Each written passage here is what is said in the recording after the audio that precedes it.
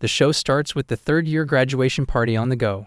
Everyone is enjoying their last moments in middle school. Some are crying and some are running around having fun. One person even gave away all of his buttons apparently.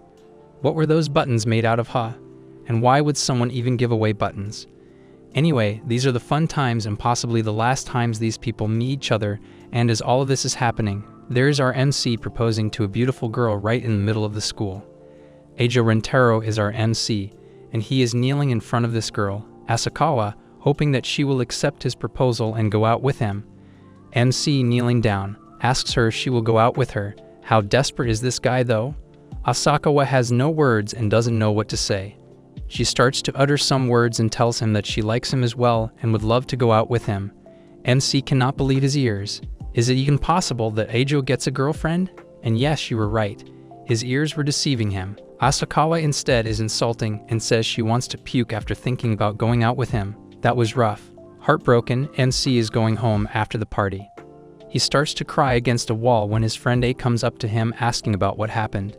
He, by the way, knows it's again him getting rejected. How many times has this guy been rejected? He is not feeling so proud calling him his friend. He wants him to be a man, take it like a champ, and move on to the next girl. Asking about the number of rejections, we got to know that this was MC's 100th rejection. Wow, this guy is surely determined. MC just wants to feel loved and feel like he has a girlfriend who would throw love bombs at him instead of snowballs. He wants to hold hands and do everything a couple does for fun. Friend A knows this happens every time and there's nothing he can do, but it makes him wonder why MC gets rejected. He has looks and is very friendly. He is also very famous among boys and girls and is also very athletic, yet still he cannot seem to get any closer to getting a girlfriend. MC wonders the same and has no idea why this keeps happening to him. Friend A takes off saying he wants him to keep the streak continuing in high school as well. What kind of a friend this guy is? After having a cheerful talk with his friend, MC heads over to the shrine and asks for the signs. He wants to know if there is a love life written in his lifetime. He wants to know if there is a girl waiting for him and if he is ever going to be a couple. Suddenly, he hears a voice coming from the shrine. A head appears out of the donation box and it blows his socks off. MC thinks it's a thief coming to steal the donations, but it is an angel of love, that's all. Ha, so nonchalant. Just an angel coming out of a box to answer your very question. Convenient. He wants to tell MC about his future. He wants MC to know that his pick of chick is waiting for him in high school. At first, MC doesn't realize he is talking about a girl, but the angel explains it to him. His soulmate is waiting for him, and he will know who it is surely when the time comes. The angel is explaining everything and MC is repeating everything in a dramatic feel which pisses off the angel. He wants to say everything in time because some of his lines were cut from the manga apparently. Anyways, the angel continues to explain that women always know they have a soulmate, whereas men get to realize it gradually. And not all people get to have soulmates, which is why some people die single. MC is not going to one of them, he is going to make sure of that. Angel blows his head telling him that he is going to get 100 soulmates in total in high school, and he can choose the one he wants the most. Turn of events apparently. It's time for his next chapter and the high school is on. MC has enrolled in a popular high school and is heading toward it. The entrance ceremony is about to commence, so he runs to the ceremony. After attending the ceremony, it's time for him to find his classes. With a paper with class numbers written on it, MC is trying to find his class when he comes to an intersection in the main corridor. He is walking and two other girls are also coming from different directions focused in their own worlds. As they all come to the intersection, everyone slams into one another. Upon falling down, MC opens his eyes to see two beautiful girls he had collided with. Those two also look to see who it was, and suddenly, all three of them feel a shock run through their bodies like this was a thing meant to happen. MC quickly realizes that these two are one of those 100 soulmates, and he just knows it. All of them are just staring at each other and not saying a single word. MC gets up and asks if they are okay, and one of the girls starts behaving weirdly. She starts to behave like her ankle is hurt a lot and she cannot walk. She wants MC to take her to the nurse's office. The other realizes that she is just plain to go with him alone, so she starts to act as well. She also chooses the ankle thing, and MC is devastated knowing he just injured two of his soulmates. He starts to go haywire and starts punching himself, telling how bad a person has to walk to injure two beautiful girls like these. Both of the girls see him and ask if he is okay. They are standing up and MC sees that their ankles are just fine. but they again start acting like they are injured and want him to take them to the nurse's office. They are heading toward the nurse's office, clinging on to MC like butterflies to a flower. MC cannot believe all of this is happening. This is all like a dream to him. Anyways, one of the girls' names is Inda and the other one is Hanazono. Hanazono starts to cling on to MC much more, and Inda sees her. It pisses her off, so she starts to do it too. Both of them are in competition with each other, and all of this feels like a divine blessing for MC. They are just at the nurse's office when two girls walk by them talking about the outer lawn of the school.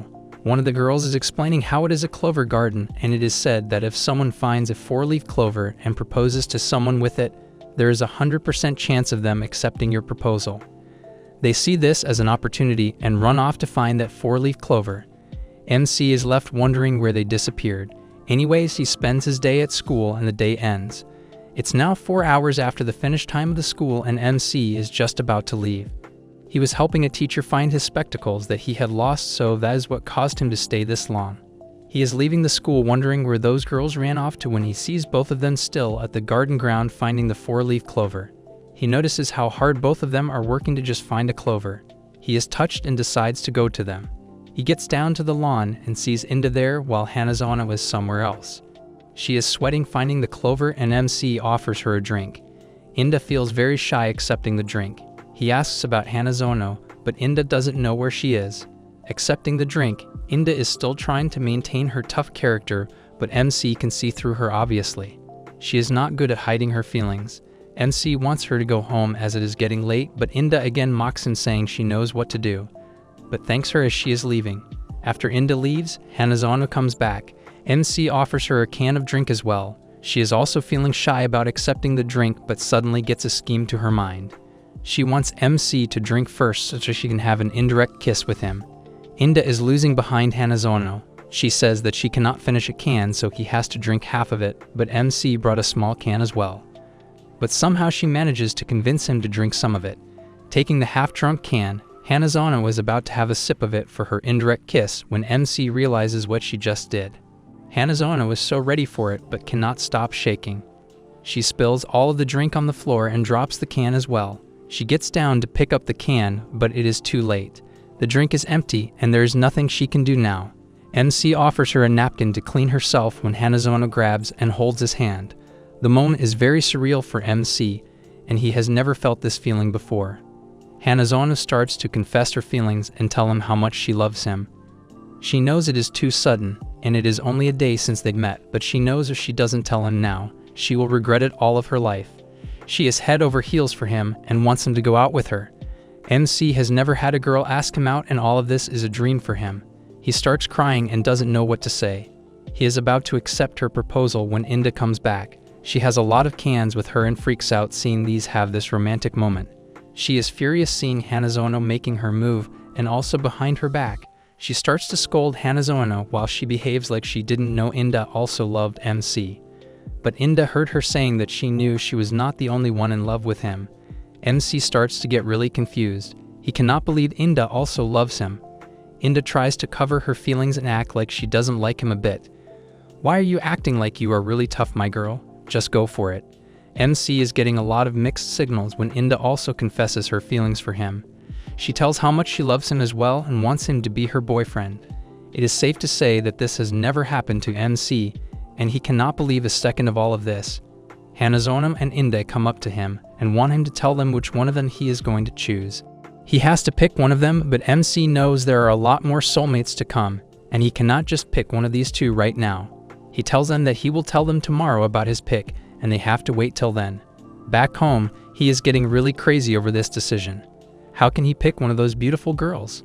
He still won't believe what just happened to him today and how two pretty girls confess their feelings to him. The god of love appears once again in this agonizing time for MC. He knows how hard it is for him to choose one of them, but he has to do it. MC asks about other people and how they choose when two of the soulmates happen to confess feelings together. God explains that everyone gets only one soulmate, but something tragic happened while writing MC's fate. After a bit of dramatic silence, he tells how he was watching his favorite program on the TV. While writing his fate, and instead of writing one in the soulmate section, he wrote 100. 100 as in the score of the program he was watching. That has got to be one of the most hilarious reasonings ever to exist. MC starts freaking out more after getting to know what happened to his fate. The god also adds one more thing to his painting decision. He explains that if he chooses one of them, the other soulmates die automatically, and he doesn't have a say in this. This makes the decision even more difficult. How can he decide now that if he chose one, the other will die? He is walking outside his house thinking a way to solve this huge problem when he gets an idea. He thinks that if he rejects both of them together and tells them around the corner, one by one, to go out with him without telling the other, it can work. He can do it 2 times without both of them even knowing the other exists as his girlfriend. This decision sounds more promising than letting one of them die. The next day, Hanazono and Inde are waiting in front of the school. They are waiting for the decision MC would have made by now. MC arrives and he is in hell of a bad shape, but he has an answer for both of them. Both of them are anxious about it and MC starts to speak. He kneels down and asks both of them to be his girlfriends, but this is not what he had thought the day before, right?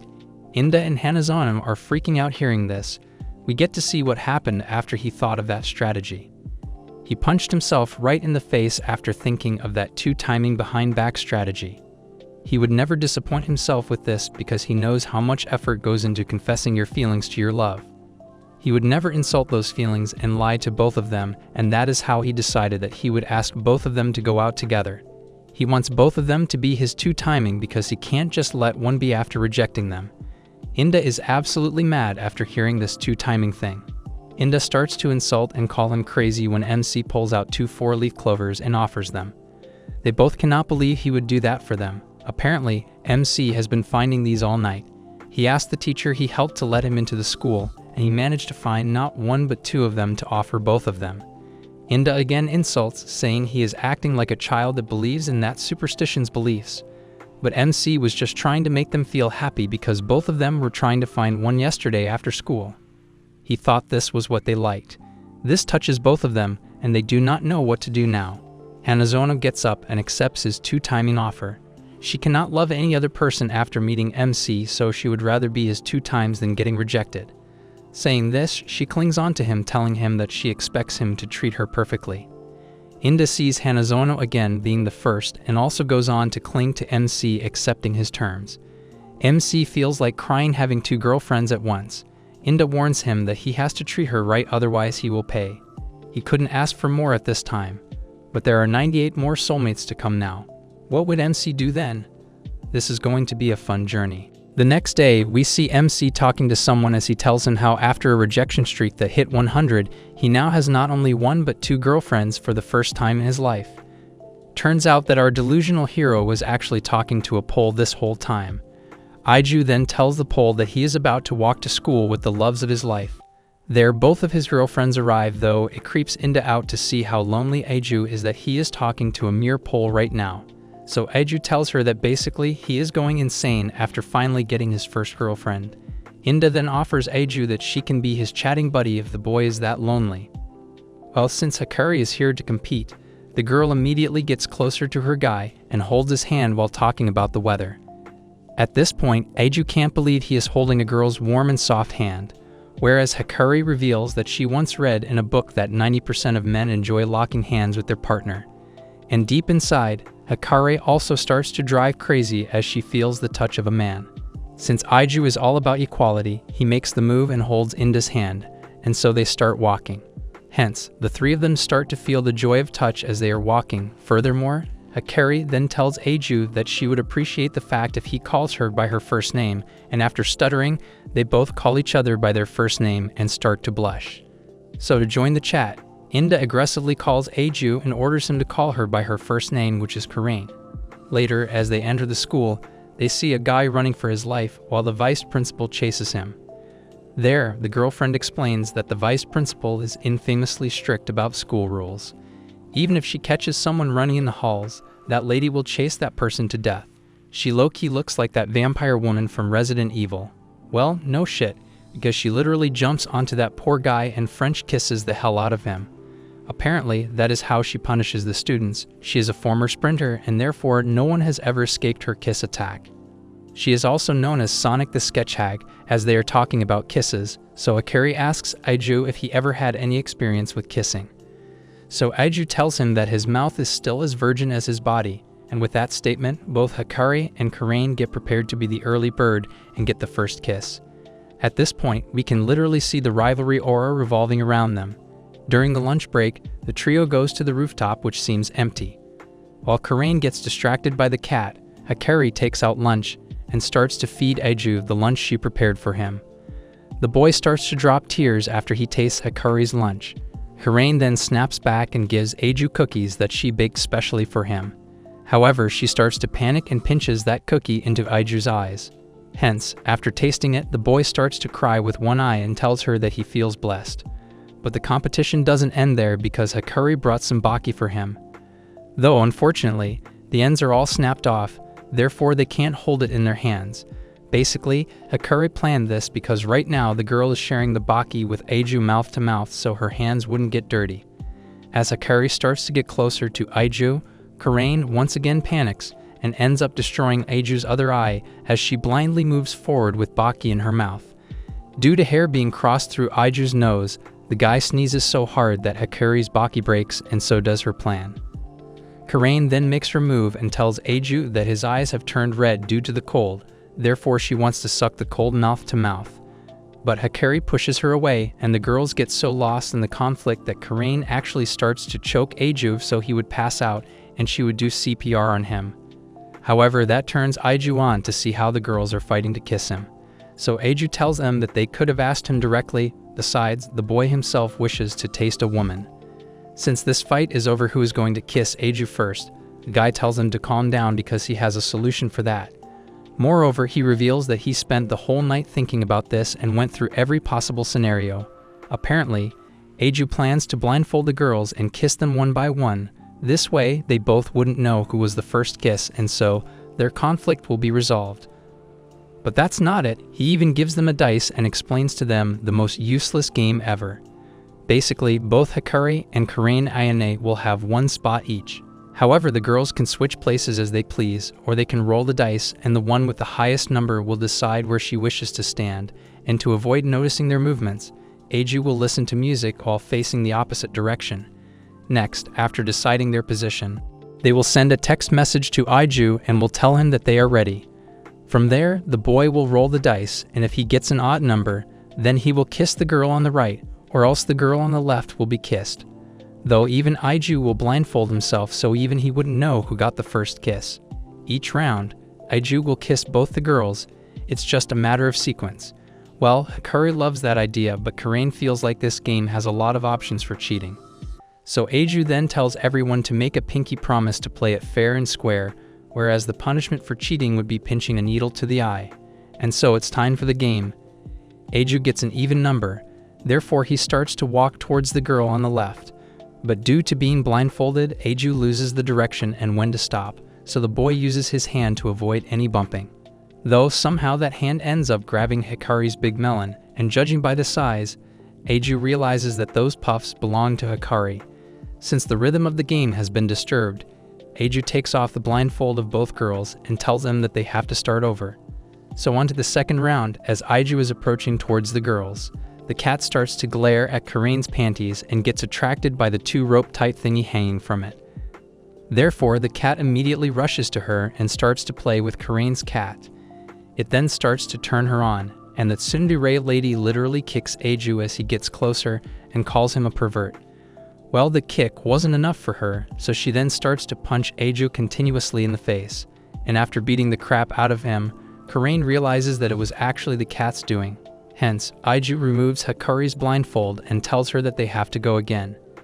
It freaks her out as she looks at Aiju's swollen face, and after trying countless times, they always somehow end up messing it up. And so, due to exhaustion, we see the trio lying dead and revealing that this was never as easy as they show in movies and TV. It pisses Karain off because she was telling them from the start that this stupid plan will never work out. However, no one listened to her at that time. So Hikari instantly taunts Karain that Aiju's plan was way too perfect, but the problem is with the people who were involved in the game. Another conflict then begins between these two as they start blaming each other for messing the game up. There, Karain mocks Hikari for always turning red whenever the game used to get interrupted. It makes her suspicious of what they both were doing. whereas Hikari points out the fact that Aiju keeps getting more and more injured when he ends up with her, so she tells her to stop hurting her guy. Aiju then stops the girls before they would end up killing each other and tells them that he is the one to be blamed. Furthermore, Aiju runs away while calling himself a useless and inexperienced boyfriend, though both Hikari and Karain run behind him to find where he is going. And the moment everyone was scared of actually happens. The boy literally starts running in the hall and summons the vice principal for giving him the experience. And out of nowhere, the vice principal crawls her way to Aiju and jumps on the boy as he falls. Although Karain arrives right on time and she starts to actually choke the vice principal while Hikari shouts for help from the police. That unleashes the vice principal's lizard mode as she tells him that she doesn't wish to quit this job. Besides, this place is her source of income that she uses on smooching hot guys at the club. Therefore, she crawls away and leaves Aiju alone. The girls then ask Aiju the reason for this self-harm, so Aiju gets emotional and explains that they both kept fighting for the first kiss. Therefore, he decided to waste his precious first kiss. Well, at this moment, the girls feel so bad that they both point at each other and tell Aiju that he can kiss them first if he wants. They won't mind at all. Looking at the girls finally having unity, Aiju immediately hugs them together out of joy and decides that the trio will kiss each other at the same time. Though Aiju makes it clear that this way, both Karain and Hikari will end up eventually kissing each other too. At first, they both start to hesitate, but Aiju holds their hands and tells them to believe in each other. What's next? The guy will ask them for a threesome.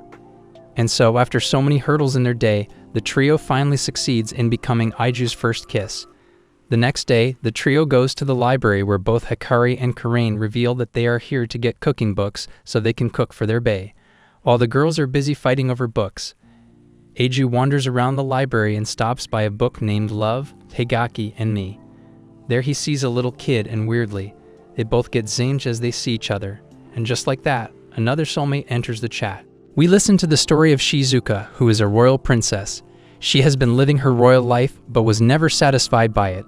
She has been living in solitude for most of her life. The thing is, she hates this kind of living and wants to go out and feel the air. She has never made any friends outside of this castle.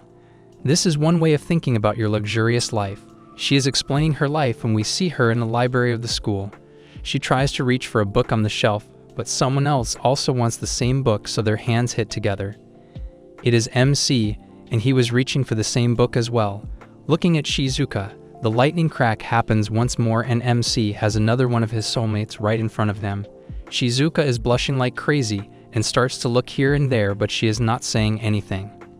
MC apologizes for hitting her hand like that, but he cannot stop feeling the emotions of a soulmate. He never guessed that he would be meeting another soulmate in the library. Upon asking who she is, Shizuka takes a book out of the shelf and makes words from it to talk to him. She tells him that she is from the royal family, but words make MC believe that she is the librarian. Shizuka is trying hard to make good sentences, but every sentence is not landing correctly. She asks if there is something she can help MC with. MC takes a minute to understand what she is saying, but when he gets it, he tells her that he is looking for a funny novel right now. MC told her by doing the gestures and not speaking, so she asked him through the book why he could not speak. He asks the same to her when she replies that she finds it hard to interact with people. She feels embarrassed as is going to get someone who can talk to him when he stops her. He wants her help with something. He tells her that he is looking for a book. MC likes the genre of romance normally and would love a story where two people fight nature to get together and live happily ever after. Shizuka knows just the books and starts collecting different books for MC to read. She is taking books from here and there. MC looks at her and wonders how this tiny girl is working so hard to help him in this matter. But she has collected a lot of books for him to read. That is too much hard work, by the way. She apologizes for overdoing it and asks him to take whatever he likes. But MC lets her know that he will read all of them as she picks them just for him. He wants to borrow all of them to read. He takes the books to the counter, but his library card is expired and is going to take a week before his new card is issued. Seeing MC in this state, Shizuka decides to give him her book. She loves this book, but seeing MC like this melted her heart. MC cannot believe she is offering him her favorite book. He doesn't know her name, so he asks her about it. Shizuka shows her ID and he gets to know that she is in the same class as him. He apologizes for never noticing her. MC leaves taking the book, and Shizuka is left smiling to meet her soulmate. On the other hand, Hanazono and Inda are currently looking at cookbooks to see if there is something good that will make MC happy. Hanazono found something but wouldn't let Inda see what it was. MC shows up and is surprised to see cookbooks in their hands. Hanazono explains that she is looking at things that she can make for him, but Inda keeps her character, saying she is just improving her cooking skills. Even being a girlfriend didn't break her attitude. MC starts crying seeing his girlfriends work so hard to make him happy. At night, MC gets to read the book, and it is a story about a soldier named Kamakuru and a Princess Lo. Princess Lo appoints Kamakuru as her protector and a knight. He promises to protect her at all costs. There was an attack by a dragon and the princess was about to die when Kamakuru came to rescue her. He saves her from the dragon's attack and fights the dragon with all his might. Defeating the dragon, Kamakuru is a little injured and Princess Lo uses her magical powers to heal his wounds. They are alone in the forest and seeing Lo heal his wounds, MC looks at her and they both lock eyes with each other. They start their love journey right from here and give their hearts to each other. But difficult circumstances occur and Princess Lo is forced to marry somewhere else. She is crying on her wedding day when she is brought into the carriage. Kamakuru runs toward her but is stopped on the way. He asks if they can defy these moments to carry on their love, but there is nothing she can do. MC starts crying reading this story and is rooting for Kamakuru when the book ends. The story continues in Volume 2, but he doesn't have that right now. The next day, Shizuka is sitting in the class and opens her bag with Volume 2 inside. MC shows up wanting to thank her for the book when he notices the second volume in her bag. Shizuka, without saying a word, takes the book and gives it to MC. Because he loved the first one, but MC cannot take the second one without paying for the first one, so he asks Shizuka to come with him outside. Meanwhile, Inda and Hanazono are fighting with each other over some nuggets. They want to make something for him that bad. Outside, MC buys soda for Shizuka and thanks her for the book this way. They are on a bench, but Shizuka isn't drinking her soda. He tells her that he reads a lot of romantic novels, but the one she gave him was something else. He was panicking over the part where Kamakuru and Princess Lo had a misunderstanding. Shizuka starts giggling at how excitedly MC is talking about the book. She tells him that she is carrying the book from an early age and has kind of memorized it. He can understand seeing how easily she flips pages to find the perfect sentence for the instance. He praises how much she loves this book. He shares that he never reads a book again and again, but this is something special she has. Shizuka flips the book again and tells him that she doesn't deserve that praise, and it is just something that is natural to her. For some reason, MC asks to take the first book back and tells her that he will return the book after some days. She agrees and gives the book back. She thanks him for not shunning her personality just like that and understanding her. A little later, Shizuka is in the library all happy when the librarian notices her. Upon her asking, Shizuka starts freaking out and denying that she is happy. Every day, Shizuka has been going to school with the second volume thinking MC will ask for it, but it has been 3 days, and MC hasn't come to ask for it. She is very sad now and is just walking outside the school when she sees MC with Hanazono and Inda. MC is pretty sleepy and explains that he has been staying up late for some nights. This gets both of his girlfriends thinking that there is something fishy going on here. But Hanazono takes the chance and kisses him on the cheek, saying that she wanted to transfer some of her energy to him. It makes MC very happy and he hugs her tightly. Seeing this freaks the hell out of Inda, and she also wants to do the same now. She reaches ahead to kiss him too, but hits her head on MC's chin accidentally, who closes eyes without seeing where they are going. Shizuka is seeing them have this moment with MC and is just standing there with Volume 2 in her hands. She gets upset thinking how naive she is. MC already has girlfriends. She starts thinking of the time when her friends and family always hated how she talked to them. They always scolded her for being this kind of freak. She is sure that no one is happy to talk to her and will never be, so there is no point in keeping hope. How hard it must be for her man. I really feel for her. Embarrassed at herself, Shizuka is about to go home when she takes her bag from the class. MC shows up alone and is glad that she hasn't gone home. He asks her to sit with him and take out her smartphone. There is an app he wants her to install. Shizuka does exactly what he says and tells her to open the app. It's an ebook of the same volume one has borrowed from her. He explains that it was very hard for her to communicate with others by carrying the book with her all the time. She can just use this app to communicate now. She can select a text in there, and it will read the text using a synthetic voice. Shizuka cannot believe this and tries something. It works, and it just blew her mind how accurate it is. She could not believe that MC put all the text one by one with her hands to make sure she could talk this way. Well, that happens when you are in love. MC explains that it was pretty hard for her and the other person to communicate using the book. This way, they can look at each other while they talk. Now MC wants her to try communicating with him. Shizuka, feeling extremely sentimental, selects a text and it reads out. It says, "I love you." Suddenly, tears start dripping across the phone screen and MC realizes that this is something completely unique. Shizuka thanks him for not treating her like a freak. MC knows this is not that she is a soulmate and she has to save her. It is just that she is true to her feelings about him. He grabs Shizuka by the shoulders and tells her, "I love you too." That was very sudden. The next day, MC takes Shizuka with him to his other girlfriends and asks for their permission to make Shizuka his third girlfriend. Inda cannot believe he is even asking for it, but on the other hand, Hanazona starts crying seeing how loyal he is. She cannot believe that MC didn't drop them for his new love. This is also a perspective. Inda doesn't agree with all of this and feels like this is absurd. MC promises that he will never let any of them feel less loved. If he does, he will atone by committing seppuku. What are you, a samurai? Inda gets that he is serious about it and allows it. He still has 97 of the soulmates left to come. Introducing his third girlfriend to his previous two girlfriends, Hikari and Karain, they meet Shizuka, Rintaro's new girlfriend. Where you can't even make one girlfriend, some dude just made his third one. Rintaro, turning to Shizuka, says that she might already recognize Hikari and Karain as they are Shizuka's classmates. Adding to the conversation, Rintaro says Shizuka speaks through quotes from her favorite series. As Shizuka is a librarian, she loves to read books.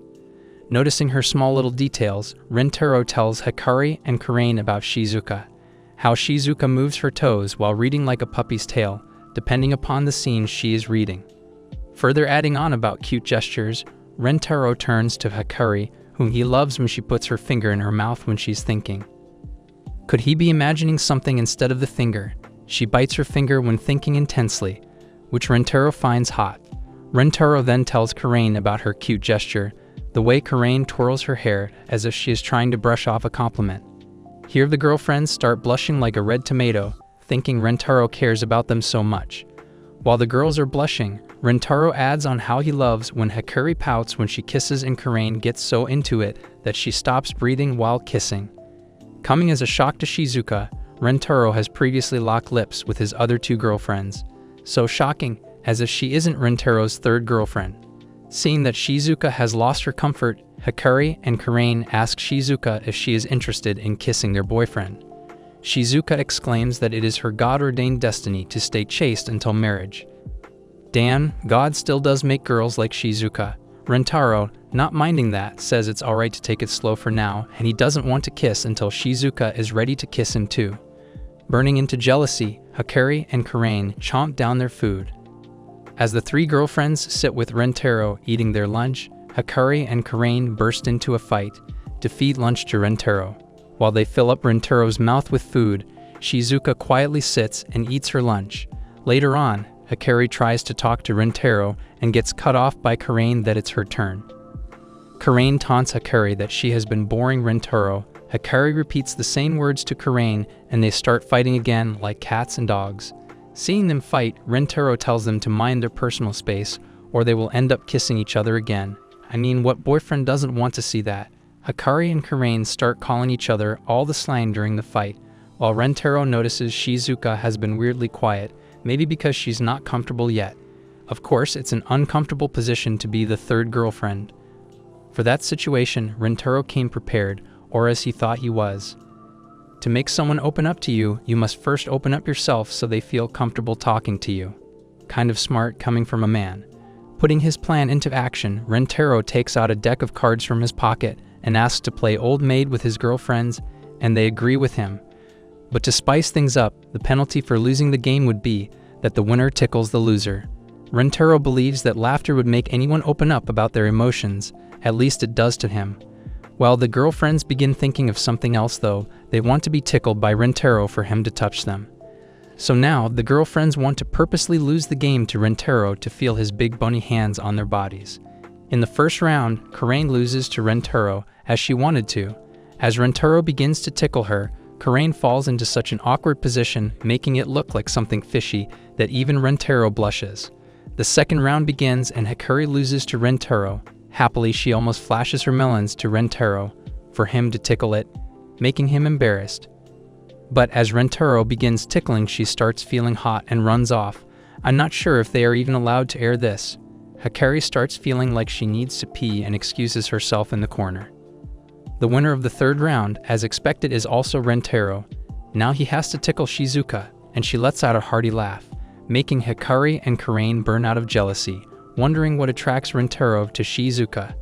In the fourth round, they lost by Rentaro against Shizuka, even though Hikari and Karain tried so hard to win. Well, now they don't get to touch him, but a newcomer does. As Shizuka approaches to tickle Rentaro, instead of actually tickling him, she begins poking him and Rentaro begins laughing. Looking at this, Hikari begins thinking that the shy personality of Shizuka attracts Rentaro. Hikari thinks puppy dog eyes, cute gestures, and a highly pitched voice would attract Rentaro to herself. But it would make Hikari a poser, things that come naturally to Shizuka.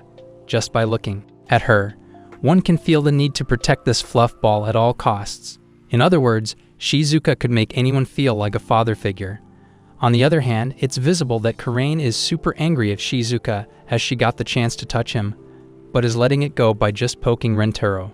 Both of them think that if they had that chance, they wouldn't be foolish enough to let it slide just like this. After being tickled by Shizuka, Rentaro excuses himself to the restroom to take a piss after laughing so hard. As Rentaro excuses himself, Karain turns to Shizuka in anger. Karain asks Shizuka why she is playing so dumb and would let slide a perfect chance to touch her boyfriend. To which Hikari's girl power comes into action and she takes a stand for Shizuka. Hikari tells Karain that she yells at everything, even if a hat falls, Karain yells at it. Then Shizuka, trying to explain herself, says that they both used to be Rentaro's first lovers, so Shizuka doesn't want to be on their way to Rentaro since she's a newcomer. Yelling at Shizuka, Karain adds that Shizuka is now a girlfriend of Rentaro and she doesn't need to hide her desires for Rentaro. To which Hiraki taunts Karain that this statement feels off to come from a person who would rather pick a fight than talk about her feelings. Those are some burns from Hiraki to Karain. To calm down Karain, Shizuka apologizes. However, it looks like Karain just wants to pick a fight with Shizuka.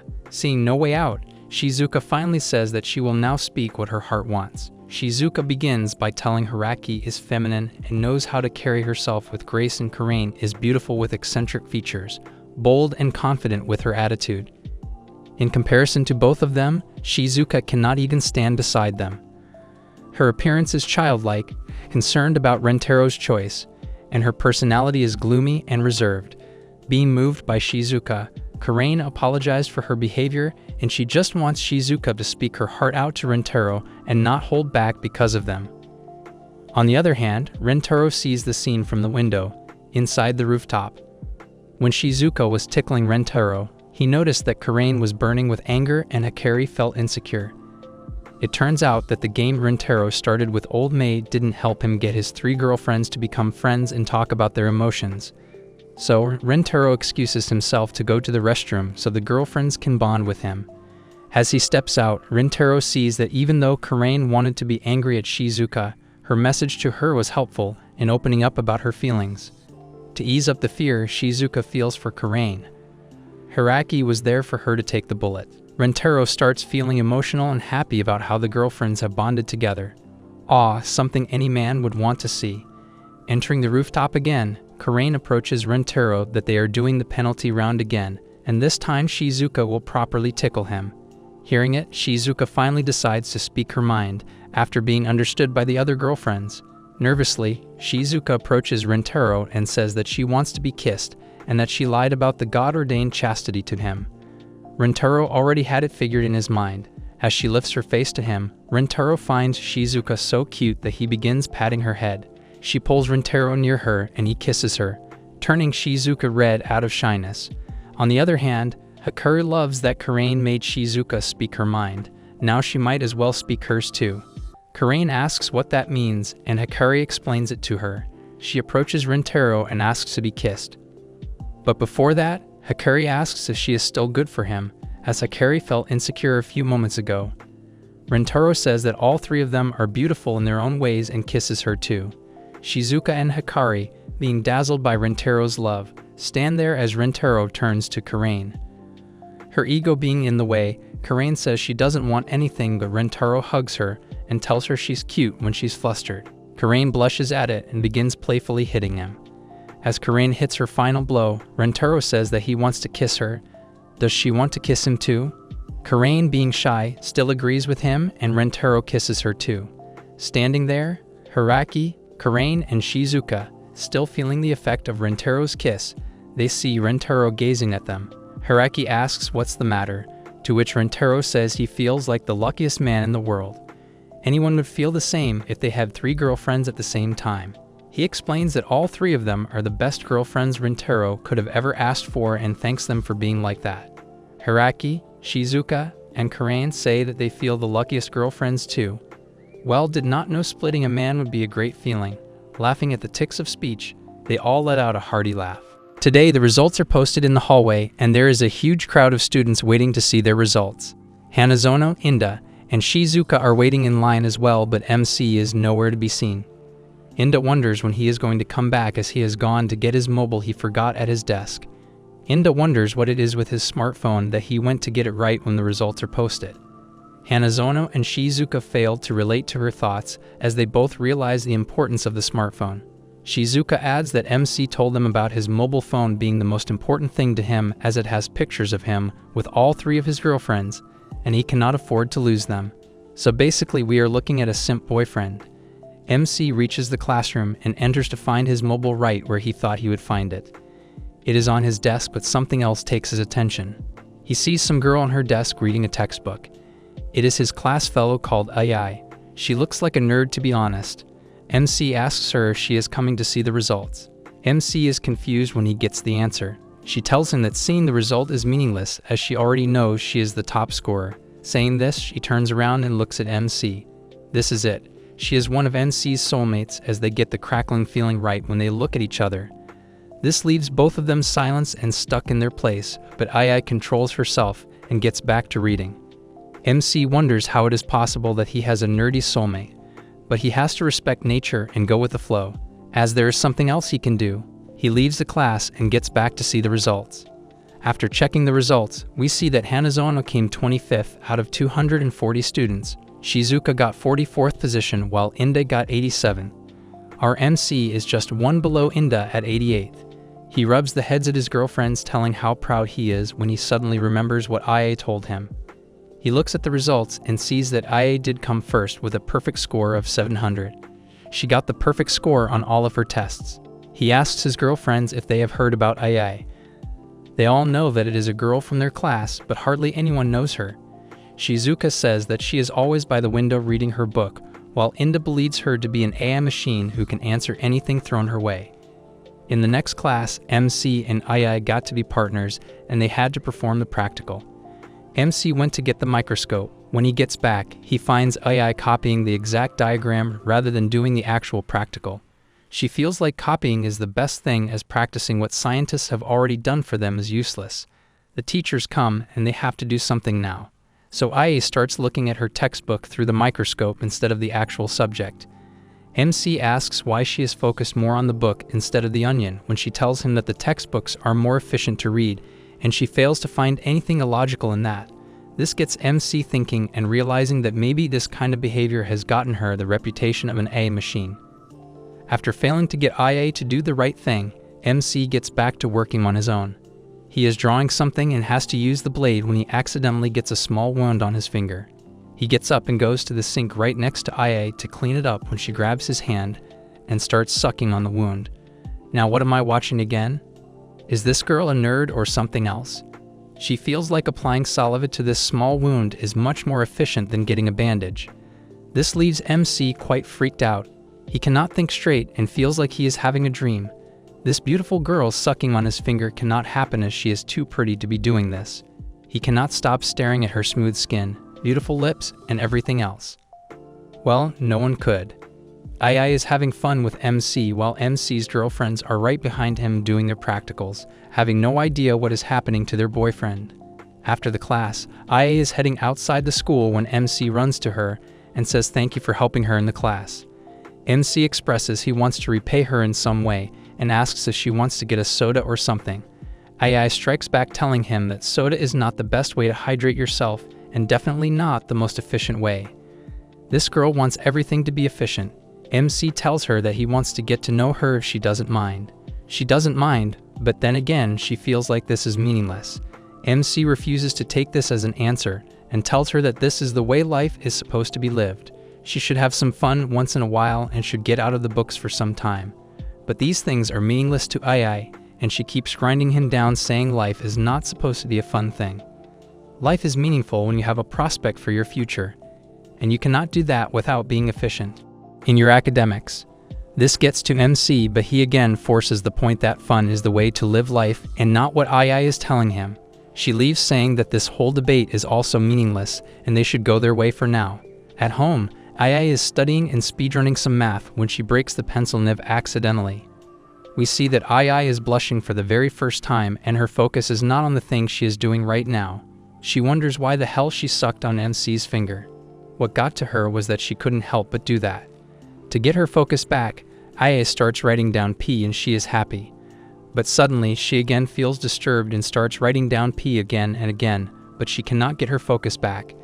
This is bad and this has nothing happened to her. The next day, Ai calls MC because she has something to tell him. She and MC are alone in the class when she tells him about her being in love with him.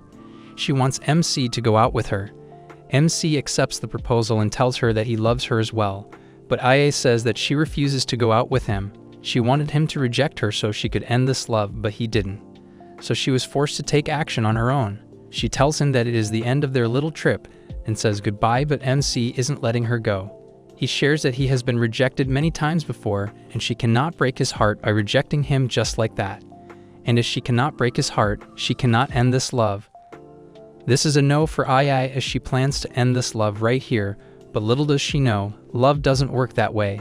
She explains that relationships between teens are nothing but a waste of time in her opinion. But MC isn't backing down and wants her to go on a date with him. He is planning on winning her over on this date, and if he can't, he will give her up and stop following her around. How can she say no to her soulmate? She agrees and the day of the date is here. MC is waiting for Ai while in the park. Ai shows up in a casual outfit, which is something MC loves about her. She looks very pretty and today, MC is going to show her what having fun with the guy she likes really is. MC takes her to the horse ride and believes that she is going to love it, but Ai starts questioning the reason for this ride's existence. She feels like this ride is useless and should be banned in Japan, but that is just Ai. She notices the instant camera in MC's hands and starts questioning the usefulness of this as well. She hates the concept of this instant camera, but MC ignores what she is saying. He clicks a picture of her and gives it to her, but she finds her picture illogical as well. Throw this girl into a cave. The end. After that, they go to a haunted house, but no ghost is able to scare Ai, while MC is crapping his pants. She knows every ghost is a human and feels like it should be called a human house instead of a haunted house. MC takes her to the teacup party ride, but she finds it creeping her out as this ride makes no sense to her. Taking her to the wheel-around ride, Ai is sitting across MC in the cabin, but she is shaking for some reason. Turns out, Ai is afraid of heights and cannot keep herself to stay still at this height. She wants MC to sit right next to her. MC gets up and sits next to her when Ai grabs his sleeve shakingly. She grabs his hand after a little while and feels at ease after that. The park is about to close in 30 minutes while MC and Ai are sitting by the fountain looking at all the pictures MC took of them today. MC notices that in one picture, Ai seems to be having some fun, which surprises Ai as no one could ever notice her emotions. MC asks if she had fun today, to which she agrees, but this is it. She wants MC to know that this is the end of it and that she is never going to waste a day in her life in this meaningless way. Hearing this, MC is not surprised. So he takes the pictures and decides to burn them as he wants her to never remember this meaningless day of her life. As he is about to burn them, Ai snaps and takes the photos from his hand. She doesn't know why she did that and starts crying. After controlling her emotions, she asks MC to be in a relationship with her as she wants to obtain what she is missing in her romantic life. MC accepts the proposal and extends his hand to shake hands, but IA grabs him and kisses him on the lips. Wow, she is very efficient. She explains that she wants to fulfill her desires without wasting time if he doesn't mind. Oh yes, he doesn't mind at all. Everyone knows that. They go home holding arms, and the next day, he explains the story to all three of his girlfriends. He wants their permission to make IA her new girlfriend. They agree, and IA tells them that going to the park is recommended as it is a lot of fun. They start deciding where to go together when Hanazono suggests going to the pool. She was waiting for this opportunity for a while now, and she got it. Now that Hikari has suggested going to the pool for the vacation, Karain has to find some of the best swimwear for Rentaro. MC is surely expecting his 4 girlfriends to look majestic, so Karain wants to look her best. Saying this sentence was way weird. Someone having 4 girlfriends at the same time is often told in a crime story, not in a love anime. Anyways, Karain starts looking for cute and decent swimwear to wear, so MC thinks she is the best of the girlfriends. She goes to a shop, and upon entering, she finds a collection of some of the best swimwear, but everything is not up to her style. She feels like nothing is going to look good on her. She gets closer to the clothes and looks at some of the swimwear. These are too cute for her, and this is not her style for sure. She cannot wear these and look good in them, as cutesy things are not for her. While looking, she gets frustrated and starts yelling that these cute things are not made for her. Hearing her, a worker starts apologizing to her, thinking that she did something wrong. Don't worry, lady. This is our classic Karain. You did nothing. Karain gets her act together, takes another look, and finds something gorgeous. She is still on the fact that these things are not going to look good on her, but she has another thought right now. She feels like maybe it is she thinking that it is not going to look good. What if MC finds this beautiful on her? Now the day is here and everyone is at the pool. MC enters the place, and it is a beautiful big place full of fun stuff. He is taking a look around and hears his 3 girlfriends from behind. They are in their swimsuits and ready to enjoy some time with their boyfriend. MC turns to look and sees them in their cute and pretty swimsuits. MC is flying high in the sky. A flame blasted in him, and he felt like he could die in peace now. The feeling of pride has surrounded our MC, and nothing can stop him from being happy now. Hikari and Nono look very beautiful in their swimsuits, but Shizuka is wearing school swimwear and feels like she did something wrong. She has a feeling that she has let her boyfriend down, and he is going to think about her badly now, but that is not the case here. MC comes forward and grabs her shoulder, saying that only he had the guts to wear the school uniform in this pool, and that is what is best about her. The way she got the courage to wear this here makes her the national treasure, and he is proud of her. Shizuka notices tears in his eyes as he says this. Seeing 3 of them here and not Karain, he asks about her, but no one knows where she is. He is wondering where she is when Karain comes up from behind. MC turns to take a look and sees Karain completely covered in some kind of button jacket type thing. He feels like she has come out while changing and should go back. He doesn't want anyone to see one of his girlfriends exposed here, so he wants her back in the changing room right now. But this is not what this is. Karain is feeling cold and decides to cover her up. Hearing this worries MC. He asks if she is feeling down or something like that. He doesn't want to do this if one of his girlfriends is not feeling great, so he asks her if she wants him to call it off. Hikari also chimes in saying that they should do this when everyone is up for it. But Karain wants everyone to know that she is alright. They can go in and have fun without her, as she is going to sit outside and watch. Nona looks around and finds a place with the sun so Karain can rest there and warm herself a little. Karain wants Nona to know that she doesn't have to worry about her, but Nona is not. Karain is just being presumptuous in her opinion. They are arguing when Shizuka comes up and tells Karain that she is willing to sit with her outside so she doesn't feel lonely. Saying this, Karain walks away while everyone is left seeing her go away in sadness. Anyways, the fun begins and everyone gets in the pool. The whirlpool is huge and the current is very fast in this pool. They are having a look around and see Shizuka spinning around in the pool. MC asks her about it, but Shizuka doesn't know what is happening to her. She knows that she cannot escape this fate for now. Meanwhile, Nona notices the current flow and feels like this is some kind of training for survival in the water. So she decides to swim in the opposite direction of the current to begin her training. MC notices this and knows right away what she is thinking. But Hikari has different thoughts on her mind and slips into the pool to be saved by MC. Seeing this opportunity, Hikari starts acting weirdly and starts making some suggestive faces to knock over MC's bowl. She wants him to hold her in the pool closely. She is acting like she is drowning and gives MC a good look at her big melons. MC takes a look and cannot function properly. He knows that she is doing this on purpose, but he cannot help but feel some type of way. She is making strange faces. Her strange faces are driving Rentaro crazy, and the view Rentaro is getting of her balloons is crazy as well. He doesn't know how to stop her, but seeing Hikari make her move, Nono comes to the battleground and makes a giant move to knock Hikari away. She takes MC's arm and puts his hand on her melon to make him feel it closely. She wants to make him feel the appeal of her feminine appearance. She is making him squish her melons, and this is driving MC insane as her melons are also very big. This guy is the luckiest man alive for sure. Seeing her do this, Hikari takes his other hand and puts it on her melon as well and starts competing with Nono. She wants her to know that her melons are way softer and decent for MC. They are going at it and using his hand to squish their melons to prove who has the best of them. They look to see MC, and he is lying dead in the water. He could not take it any longer and fainted because of all the squishing. He has passed out and they cannot make him get up. He is way out of their bounds now and they have to come up with something to help their boyfriend. Hikari feels like she cannot let her boyfriend die and has to give him mouth to mouth. Saying this, she clings to him with her mouth in his mouth. She is going at it when Nono comes and kicks her away. Now she is the one giving him mouth to mouth. She feels like she still has a lot to learn from him and cannot just let him die here. She is sucking his mouth like crazy to get him up, but Hikari comes back kicking Nono away. She again clings to him with her mouth on MC's. They are trying everything in their might to wake him up, but nothing is working. On the other hand, Shizuka is still spinning around and has gotten away from the gang. She cannot stop herself and is floating far and far away from them. She feels like she is lost in this huge pool and there is no way to get back to her boyfriend and others. At this time, it dawned on her that she was screwed. She uses her mobile to call for help, but no one listens to her and the balloon she is floating on starts leaking. Grabbing the edge, she gets out of the pool on some kind of a small grassy thing in the middle of the pool. Now Shizuka is a castaway in the middle of this huge pool and she has no way of getting back.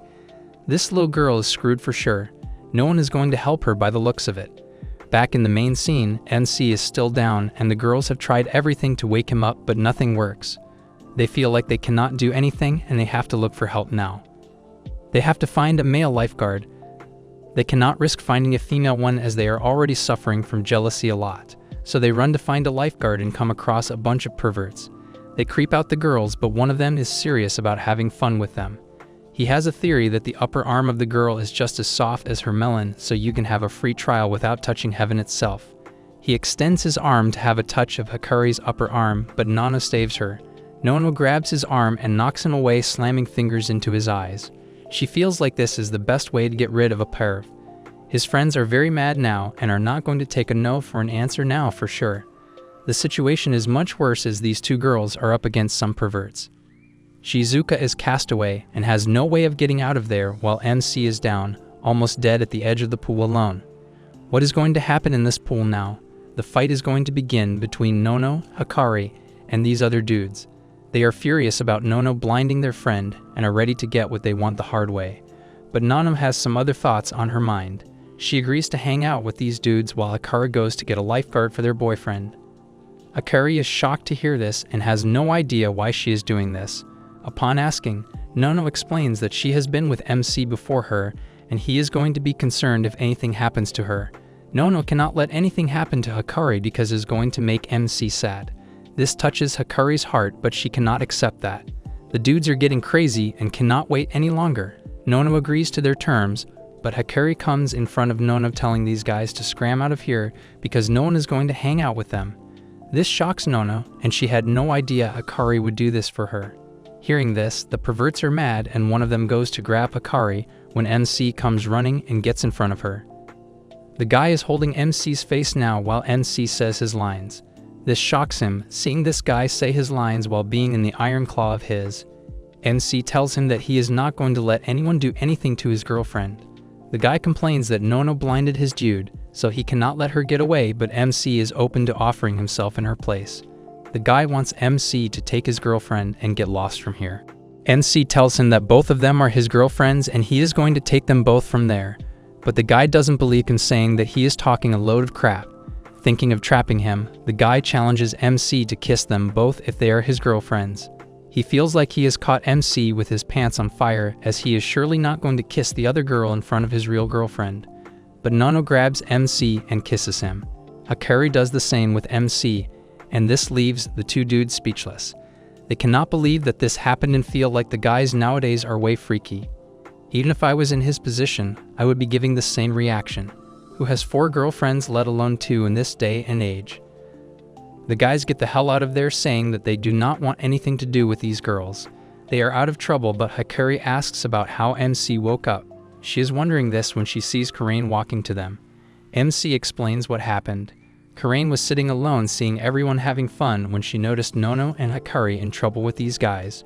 She thought about MC and why he wasn't there to help them when she found him dead at the edge of the pool. She ran toward him and tried to wake him up.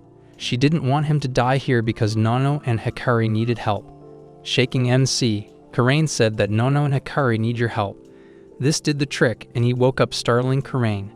He ran toward Nono and Hikari, hearing that they were in trouble. So this happened. Alright, fair enough. This impresses Nono. MC turns to Nono and holds her hand, thanking her for protecting Hikari from those guys earlier. He feels like hurting the eyes was great, but he wants her to know that she doesn't have to put herself at risk like that. He cannot let anything happen to her. As he says this, MC is shaking, and this surprises Nono. She remembers when Hikari said that she doesn't know MC well enough now. She apologizes for doing what she did, but everything is fine. Suddenly, MC remembers Shizuka and wonders where she is right now. Hikari thinks that she may still be in the pool. This is concerning for MC, that she might still be spinning around in the pool by herself. The thing is, she doesn't know how to swim, and this is freaking MC out. He runs to the pool to find Shizuka. Meanwhile, Shizuka is constantly using her mobile to ask for help, but no one is listening. She is trying her hardest, but nothing is working. She sees that her battery is getting low, and it is dead now. She cannot ask for help anymore, but she sees MC out of nowhere and tries her best to make herself noticed, but the area is too big. MC is yelling at the top of his lungs, calling for Shizuka, but she cannot respond. She hears and sees him, but MC cannot see her. Everyone in the pool is looking at MC yelling like that, but he doesn't care.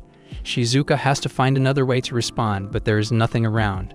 Maybe she has to call in her own voice now, but she has a feeling that MC might not pick up her voice. Her voice is very silent and soft, and he cannot pick it up in this noise and rush. But she tries anyway, and from the bottom of her heart, she tries to get her first word out. She did, and her voice was picked up by MC's ears. He sees her and goes to her, asking if she is okay. Holding her in his arms, MC is taking her back when Shizuka cannot help herself and kisses him. Everyone is watching as she kisses him, but MC is blushing hard. He feels like she is very daring to kiss him in public like that. He takes her back, and everyone is concerned about her. Nono feels like MC would be tired of all the running, so maybe he should rest a bit. He agrees and asks Karain to come with him, as she has got a cold as well. She is a little hesitant at first, but agrees and goes with him. They are sitting together having a drink when MC asks Karain about something she was doing earlier. She was looking at Nono and Hikari's chests. That made her feel insecure herself, and she felt that she wasn't enough for him. This freaks her out, as this is exactly why she wasn't coming with them. He feels like Hikari and Nono are decent for their age, but she and Shizuka are absolutely okay for their age. But Karain feels like she isn't cute like Shizuka. She has the opposite personality of being cute, and this is making her feel bad about herself. MC had enough of this and asks her to stand up. She stands up, and MC gets up, puts the drink on the table, and gets close to her. He takes her jacket-type clothes and takes it off, revealing Karain wearing the swimsuit she saw at the shop. This freaks her out, but MC is left shocked at how beautiful and cute her swimsuit is. Karain cannot believe him, but MC hugs her and wants her to feel his heartbeat. He wants her to know that she is best in her own type and has no flaws whatsoever.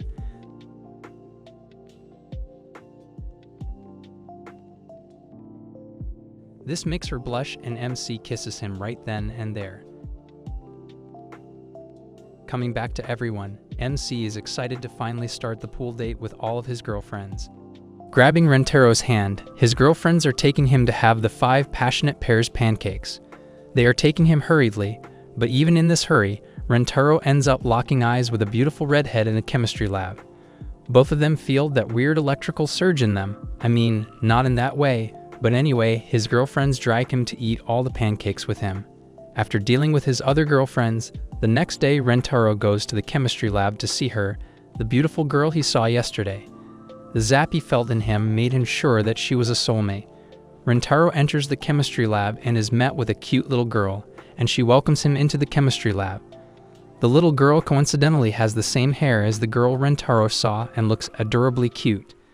But Rentaro is sad that the girl he saw yesterday isn't in the lab right now, as he came especially just to see her and ask her out. The little girl introduces himself as Kusuri and asks for his name, which he says is Rentaro. Excitedly, she tells him that she is in the Chem Club.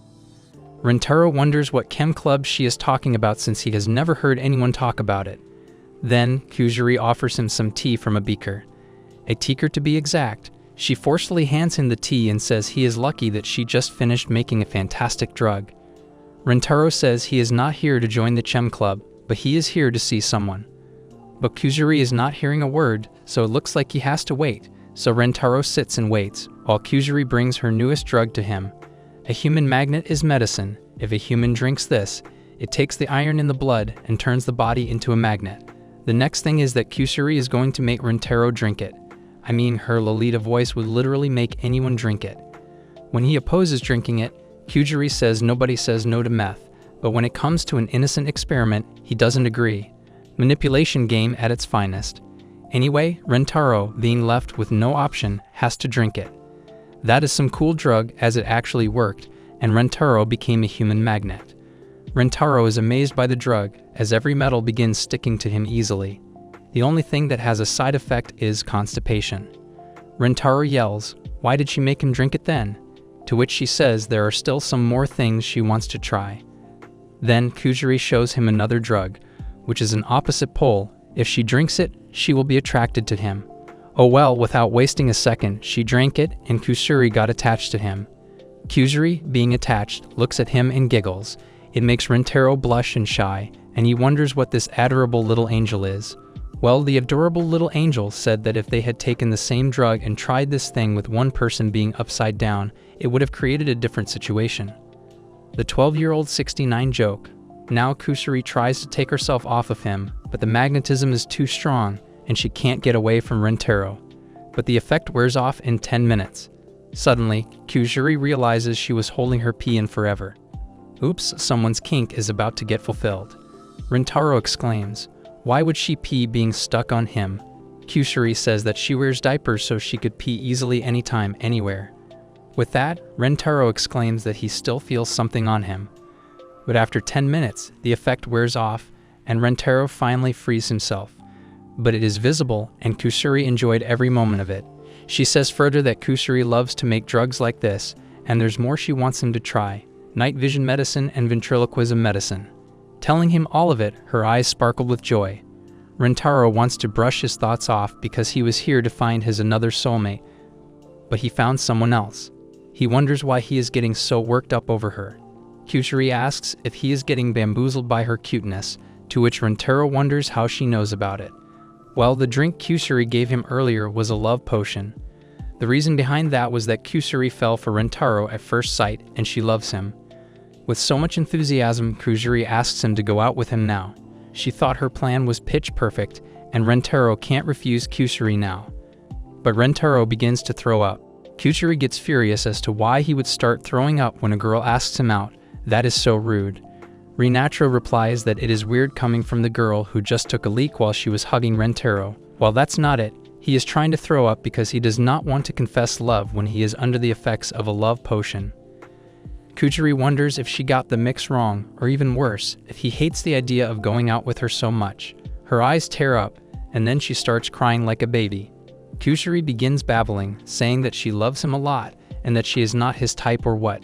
Suddenly, Rentaro begins having a seizure because of the side effects of the drug he took. Kusuri realizes that his body rejects the drug and wonders if she caused an overdose with the intensity of the feelings, or if the drug was made wrong. She is totally confused as to what happened. In an instant, Kusuri grabs a neutralizer and tells MC to drink it. which is drug-reversing medicine. But the convulsion is so strong that he can take it on his own. Being left with no choice, Kuchuri has to force the drug into MC. So she takes the drug, puts it in her mouth, and makes Rentaro drink it through her mouth. The kiss of life, or maybe something like that. As Rentaro drinks it, the convulsion finally stops. Along with that, the love potion effect is also gone. But Rentaro wonders, if the effect is gone, then why is Kuchuri still so mind-bogglingly cute? Both of them get red-faced out of shyness. Kuchuri realizes he already loves her, so she begins begging him to go out with her. A girl on her knees begging is a dream come true. Kuchuri says she loves Rentaro too much. Super-duper love, so she will do whatever he says. Rentaro says that at least she needs to raise her head first, but what he sees astonishes him. She begins growing up all of a sudden with luscious long hair and a beautiful hourglass-shaped body. It turns out it was the girl from yesterday. Kuchuri, after her transformation, says that she must have drunk the neutralizer while giving it to him. Rentaro is confused as to what got neutralized. She explains to him that she actually looks like this and a failed immortality drug made her look small. Fixing her hair, Kuchuri says she is actually a third-year student and a captain of the Chem Club. Rentaro exclaims that she is a senior, coming to him as a shock. Playing the Ona reverse, Rentaro gets on his knees and asks her to go out with him instead. Kuchuri says she would be deeply honored to go with him, while she hugs him and squeezes his arm in her honkers. On God, the luck Rentaro has makes me so jealous of him. Making Rentaro blush, she says she has to change her diaper now, to which he shyly says that she doesn't have to mention it like that to him. Later on, Rentaro, on the rooftop, tells his other previous girlfriends the entire story. Shakily, he asks for their permission to make Kuchuri his girlfriend. Returning to her small form, Kuchuri had already introduced herself to the other girlfriends. Nano says to achieve multiple partners at once to achieve optimal efficiency, but Rentaro says that it is not for that. Karain steps forward and asks Kuchuri to tell her more about herself. Kuchuri says that she really loves drugs. A weird way to give an introduction. Shocked at that, Karain looks at Rentaro, asking if Kuchuri is even okay. Rentaro says it is fine as Kuchuri hasn't tried them, which is the least convincing statement he has made. But he explains that she looks small because of the drug she took, but Kuchuri is actually a third-year student. Karain screams that she needs rehab. Then Kuchuri pulls out the drug she got for everyone. Well, for starters, Kuchuri got Karain a bust-bigoting medicine. Karain yells what that is supposed to mean, to which Kuchuri shows another medicine, which is a twistifying medicine. Then another medicine, which is to make her more feminine. Karain gets angry that Kuchuri is making Karain her research rat, which Kuchuri says is what Rentaro told her. Hearing that, Karain attacks Rentaro, asking why he would say that, which Kuchuri covers up by saying he called her slender and beautiful. Then Karain says sorry for attacking Rentaro, but he says it felt good to get a Boston Karain. Now for Hikari, Kuchuri gives her a hot stuff medicine, and as she drinks it, thinking it would make her seduce Rentaro, her clothes literally melt off her body. An eye-candy sight to see. She screams as her clothes melt off, saying that this is far too indecent. Rentaro, covering his eyes, hands over Hikari, whose sweats he wore for PE today. But as Hikari wears it, she smells Rentaro's scent in it and begins sniffing it. Now for the storybook lover, Shizuka, the bun fantasy medicine. As Shizuka drinks it, she grows a pair of bunny ears, and Rentaro finds it adorably cute. He says it is like a movie costume and touches her new ears.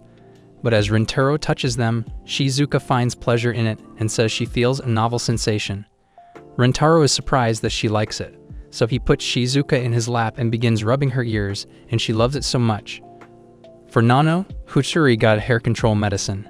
Not taking a second, Nano gulped it down, and she became Yami. From to love Ru. I'm suddenly getting kinks on getting a Medusa girlfriend. Nano takes her hair and wipes the dirt off Rentaro's face. Her hair smelled nice to Rentaro, and Nano grabbed Rentaro near her with her hair and gave him a smooch. Kuchuri gives Nano more vials, which last for 10 minutes, but taking the second vial increases the risk of baldness. Rentaro yells that it is a heavy risk to take, and Nano says he would not love her if she were bald.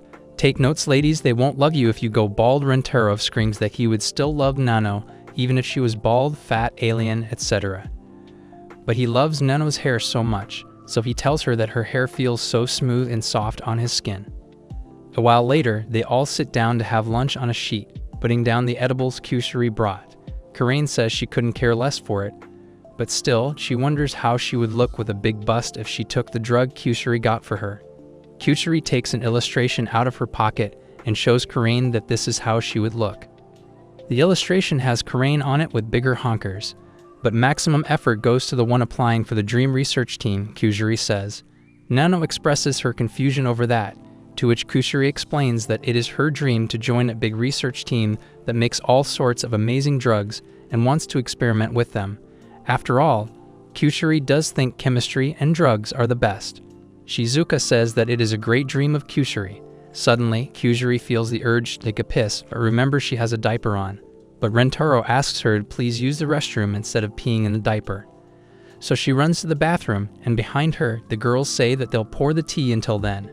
But Kusari stops them from waiting until she is back since she has a different tea for Rentaro. Amazed at it, Rentaro asks why it is different for him, to which Kusari says that it is a different blend for boys and girls. Well, not being able to hold the pee, Kusari rushes to the bathroom. Well, Hikari looks at the two thermoses, and one of them is big and the other is small, so it is obvious that the bigger bottle is for the 5 girls and the smaller bottle is for Rentaro. So she pours in the tea for everyone so everyone could have their tea with the cookies. Later, Kusari gets back, and they all start eating the cookies and drinking the tea. Everyone loves the cookies, and the girlfriends appreciate how good the cookies are. But suddenly, Kusari looks at the tea and sees that the tea the girls are drinking is for Rentaro, and she begins to tremble literally. She wonders, obviously, that she made sure to split it for boys and girls, but still the girls got confused. The difference was that the bigger bottle was blue for the boy and the red bottle was red for the girls, but she messed it up by the sizes. Kusari stops everyone in a hurry to stop drinking the tea as the Rentaro tea has a drug to give an uncontrollable amount of smoochies to Kusari. Kusari wanted to kiss Rentaro again like she did before, but not under any effect of drugs. Even Rentaro yells that he wants to kiss her without the influence of any drug. Kusari gets happy and jumps on his lap to kiss him, but Karain gets her off and throws her away. The girls have somewhat turned into zombies. He wonders what has gotten into them. Kusari feels regret that she has messed up everything again. Telling him to run, Kusari says the drug is not safe for girls. Further, she explains that male libidos make boys want to get physical and bump uglies, while female libidos crave emotional intimacy and pleasure, and that's kisses. Rentaro asks if that is actually true, and Kusari says yes, it is. It was not meant to increase the urge to kiss even more, so the urge remains forever in the 4 of them. Their brains don't limit them, giving them superhuman strength, as explained by Kusari.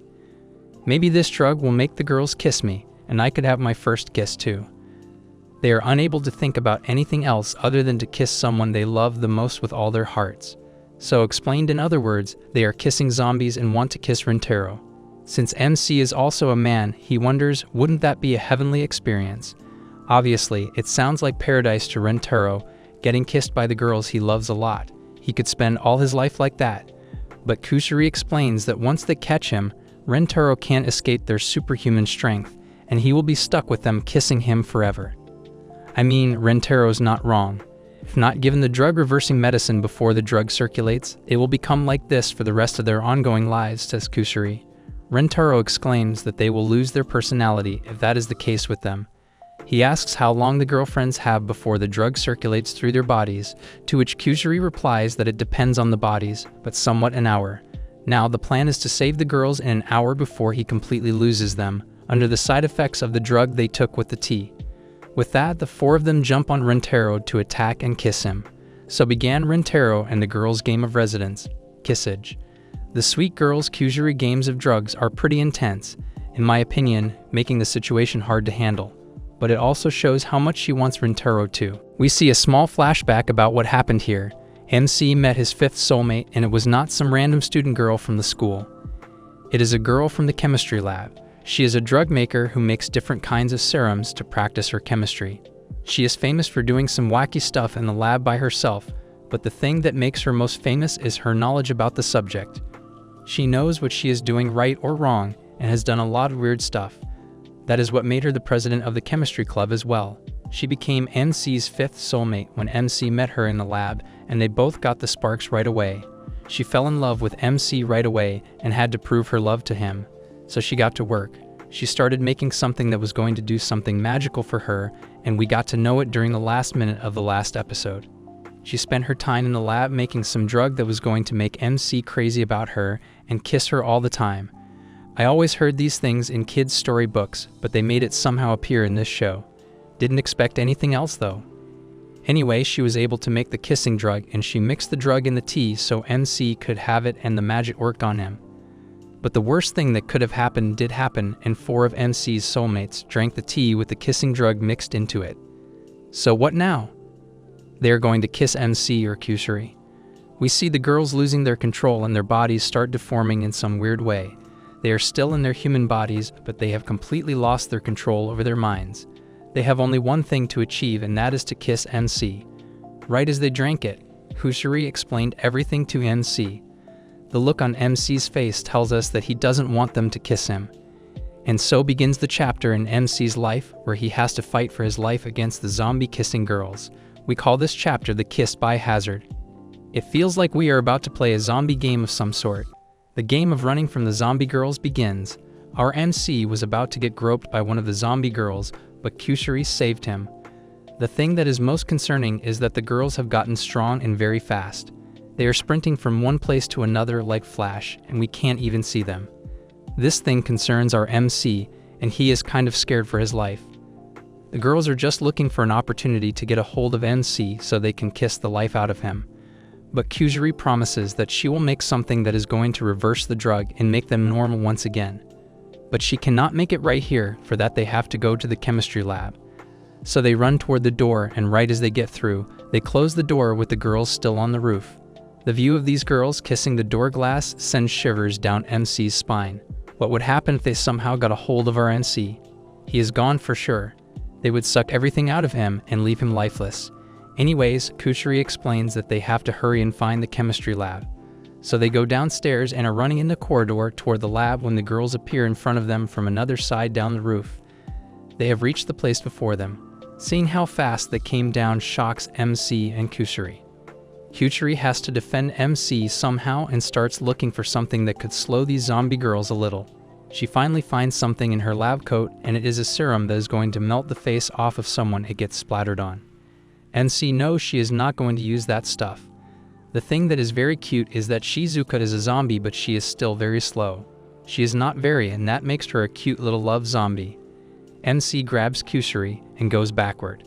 They are now taking another route to the lab, but something else comes their way. The vice principal sees them running in the corridor, and he comes running in front of them. He is wearing some makeup, and that scares Kusari really badly so that she throws the melting serum on his face. It starts melting the makeup off his face, and turns out that all it needs is some makeup to defend yourself from the serum. The vice principal gets very pissed off that the makeup he applied spending the last 3 hours just got erased like that. Now he is going to show his real self to the school, and that is not something MC and Kusari want to witness. The vice principal starts going haywire, and he cannot stop saying that he has to redo his makeup now. We see the girls approaching them slowly while they are stuck with the vice principal. They have to leave and they run away from there. We see the vice principal go away, and a student comes up but gets scared seeing the vice principal in his real self picture. MC and Kusari are running toward the chemistry lab. However, the girls are not running together after them now. AI tells them something, and the language they are using to communicate now is what I would call the kiss language. Their words are just kiss, and the rest of the girl zombies understand what AI is saying. Anyways, she tells them something, and the girls split up. MC sees them as they split up. He knows exactly what they are going to do. They are going to pin them, surrounding them from all sides at the stairs. Shizuka is running behind them while the other girls are roping around the school. MC gets an idea and tells Kusari that she and he should split up as well. She should go to the chemistry lab to get started on the reversing serum while MC lures these girls away somewhere. MC is now running alone, and Shizuka goes after him, leaving Kusari alone. He knew it was going to work. The thing he notices is that Shizuka is not very fast because of her physical abilities. He can outrun her in no time and focus on the other girls. He goes far away from her, and suddenly, Shizuka falls on the ground, accidentally tripping. MC sees this and comes running to her. He notices a giant redness on her forehead and tells her that she is going to the nurse's office right away. Saying this, MC picks her up and is now taking her to the nurse's office. They reach the office and see the notice on the door saying that the nurse is on leave due to some research work. This has got to be the worst timing. MC cannot let the door keep him from healing his girlfriend. He knows this is an emergency and it wouldn't be a problem, so he opens the door and goes in. Shizuka is on the bed when MC comes back with a bandage. He wraps Shizuka's forehead and she feels very good right away. But all Shizuka can say is kiss. It gets back to MC that he was right in the middle of the resident hazard. Another name our narrator gave this chapter. Shizuka has the opportunity and she takes it. She picks MC and throws him on the bed and gets on him. MC looks at his girlfriend, not knowing what is about to happen when Shizuka goes in for a kiss. She kisses MC, and this is the longest they have ever kissed. She gets up from the first kiss and goes right back for another one. She cannot stop herself, and even MC cannot focus on himself right now. He feels like his mind is spacing out, and he cannot tell if he is dreaming or if this is real. He forces himself and gets his senses back. Pushing Shizuka away, he apologizes to her. He knows he has to bring her back, and he promises that he will do just that. Saying this, MC picks her up and hangs her on the hanger. She cannot get down from there. Leaving the room, MC apologizes and tells her to hang in there. That is the best pun they could have added here. We see MC running to the chemistry lab and suddenly Inda and Hanazono appear right behind him. They are too fast for him, but MC tries his best to outrun them. He is successful for the most part and has gotten quite away from them, but these zombie girls have something up their sleeve that no one expected. Inda picks Hanazono up and spins around with her legs in her arms. Spinning around, Inda throws Hanazono toward MC with as much power as possible, making her the catapult. Well, you shouldn't name something when you can't. This is the best they could do, and it works. Hanazono hits MC right in his back, and this makes him fall to the ground. Now Hanazono is on top of him, and this time, MC cannot do anything because these two are very strong compared to Shizuka. He cannot push them away. Hanazono looks at him and goes in for the kiss. After her, Inda comes and gets her kiss. MC starts blacking out once again and has no idea what he can do right now. He doesn't have anything to do as these girls are much stronger than him, but he sees them suddenly fighting. They start arguing like they used to argue, and MC cannot help but look at them with a smile. The girl zombies are right in each other's face and they are arguing away. MC looks at them both and keeps imagining how they are always like this even when they are normal. But this is not the time to imagine but to act. So MC looks at the situation and pushes their faces into each other, making them kiss. MC knows these two have drunk the uncontrollable urge to kiss serum, and that can apply to everyone.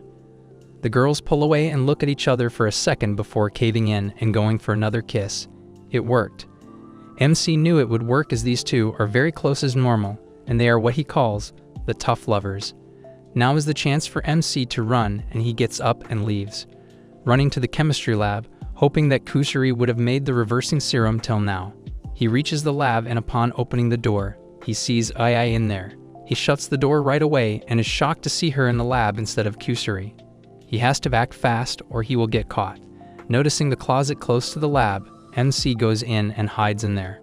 Ai comes out looking for MC, but she cannot find him right now. In the closet, all MC could think about was when is Kusuri going to come and sneak into the lab so she could make the reversing serum. But how can she do that when she is hiding in the same closet with him? MC notices her scribbled down in the closet. She gets up telling MC that she cannot breathe, but MC has more things to worry about than that.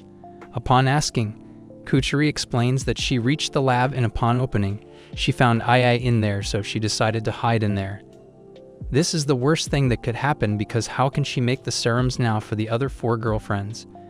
This is an alarming situation and MC has to find a way to do something about it.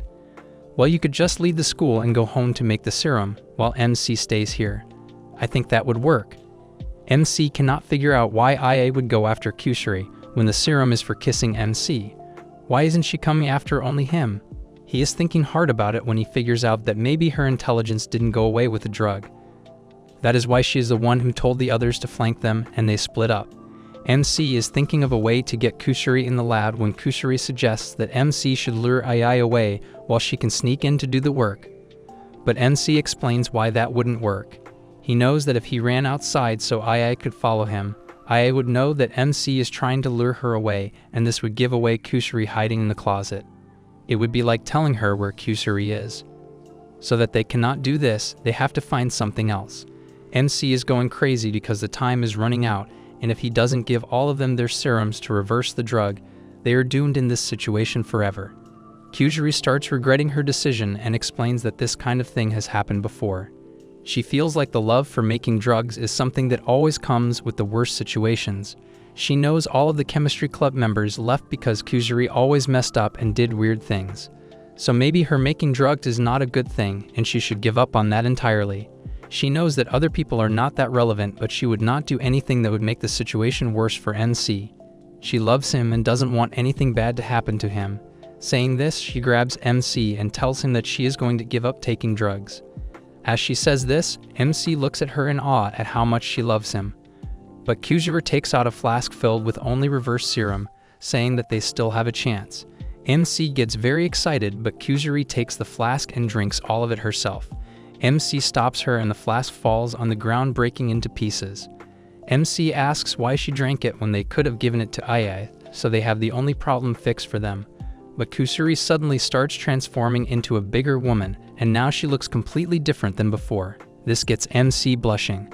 Kusuri asks if something is wrong. It is wrong. The wrong thing is actually very favorable for MC, but not in this situation.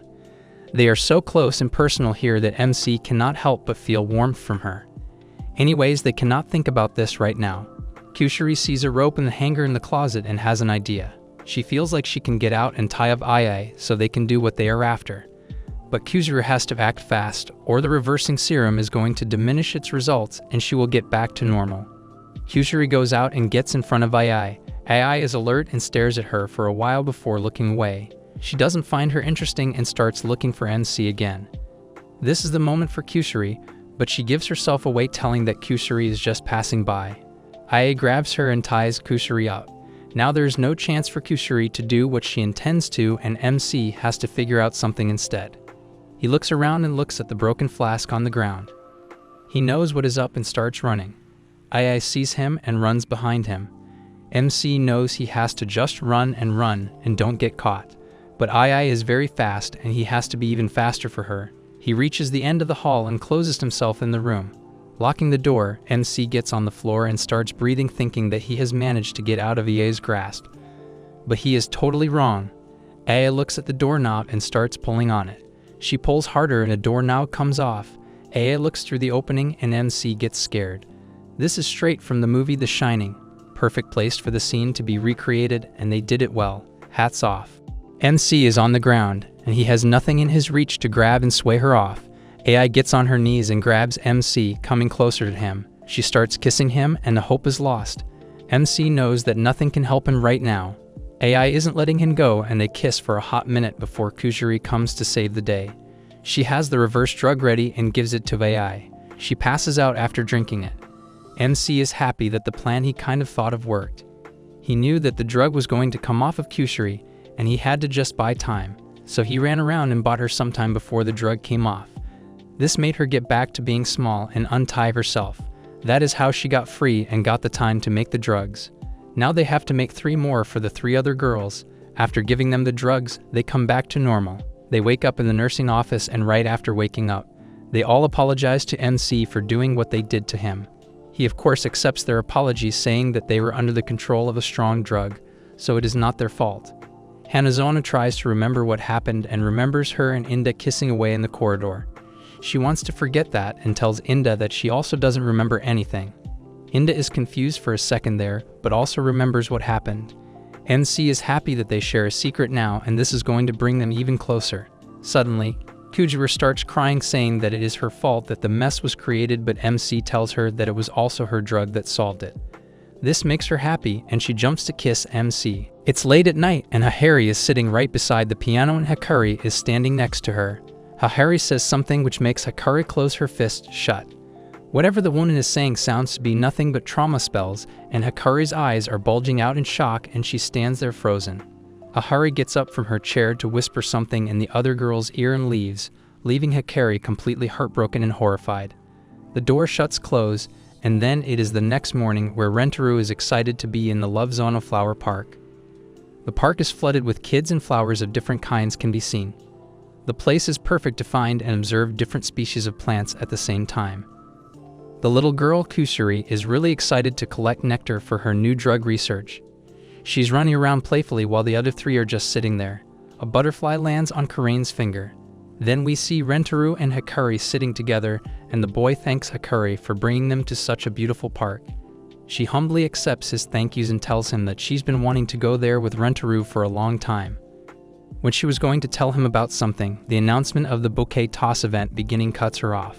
Rentaro has no idea about the said event, and the participants are asked to assemble in a specific area. Hikari tells Rentaro about the event. She says that the bouquet toss event is what the Love Zone Park is known for. The participants gather, and whoever catches the bouquet gets a chance to wear a wedding gown decorated with the park's pretty flowers. The winner also gets to click cute pictures with their romantic partners or whoever they love. Rentaro is eager to participate, and so is the redhead. Karane starts burning at the thought of a wedding dress photo shoot with Rentaro. Shizuka repeats the vows the groom and bride say, while the Nano finds Shizuka's mockery efficient. Hikari has always wanted to wear a wedding dress as she found it to be a symbol of love, and is determined to make her dream come true. The group gathers in front of the plaza, which is already very crowded. Rentaro and Hikari are surprised to see so many people there, and then suddenly, a man covered in makeup and two little braids gets the crowd's attention. He tells his little army to secure that bouquet for him and you, and starts to laugh hysterically. Rentaro doesn't get what their deal was, and Nano tells him the group was infamous as the Gorilla Syndicate. This Japanese biker gang came into being in the early 21st century and has been there since. Rentaro thanks her, and Hikari seems disappointed that their chances to win the bouquet seem less now. She wants all of them to work together for some time, and who'll get to go for the photo shoot can be decided later. The rest find it to be a great idea. Meanwhile, the Gorilla Gang is overly excited to win. Rentaro seems a little worried and wants Shizuka to stay away from the crowd for her safety. Karane agrees with him and says that for Shizuka's tiny height, it'll be better if she avoids the crowd to avoid getting crushed. Rentaro is about to decide something for Kusuri, and she's more than ready to obey him. With that, Shizuka and Kusuri won't be joining them in the competition. Then Ie pops her butt in, and they are all good to go for the event now. Rentaro is amazed by the Gorilla Gang's flags and wants to have something of that sort for his group, so he pulls out a marker and a towel and starts creating a flag. The girls stand there confused, and Rentaro gets done with whatever he was up to in a little while. He shows the towel flag to the girls, and they go all red when they read the word family written on it.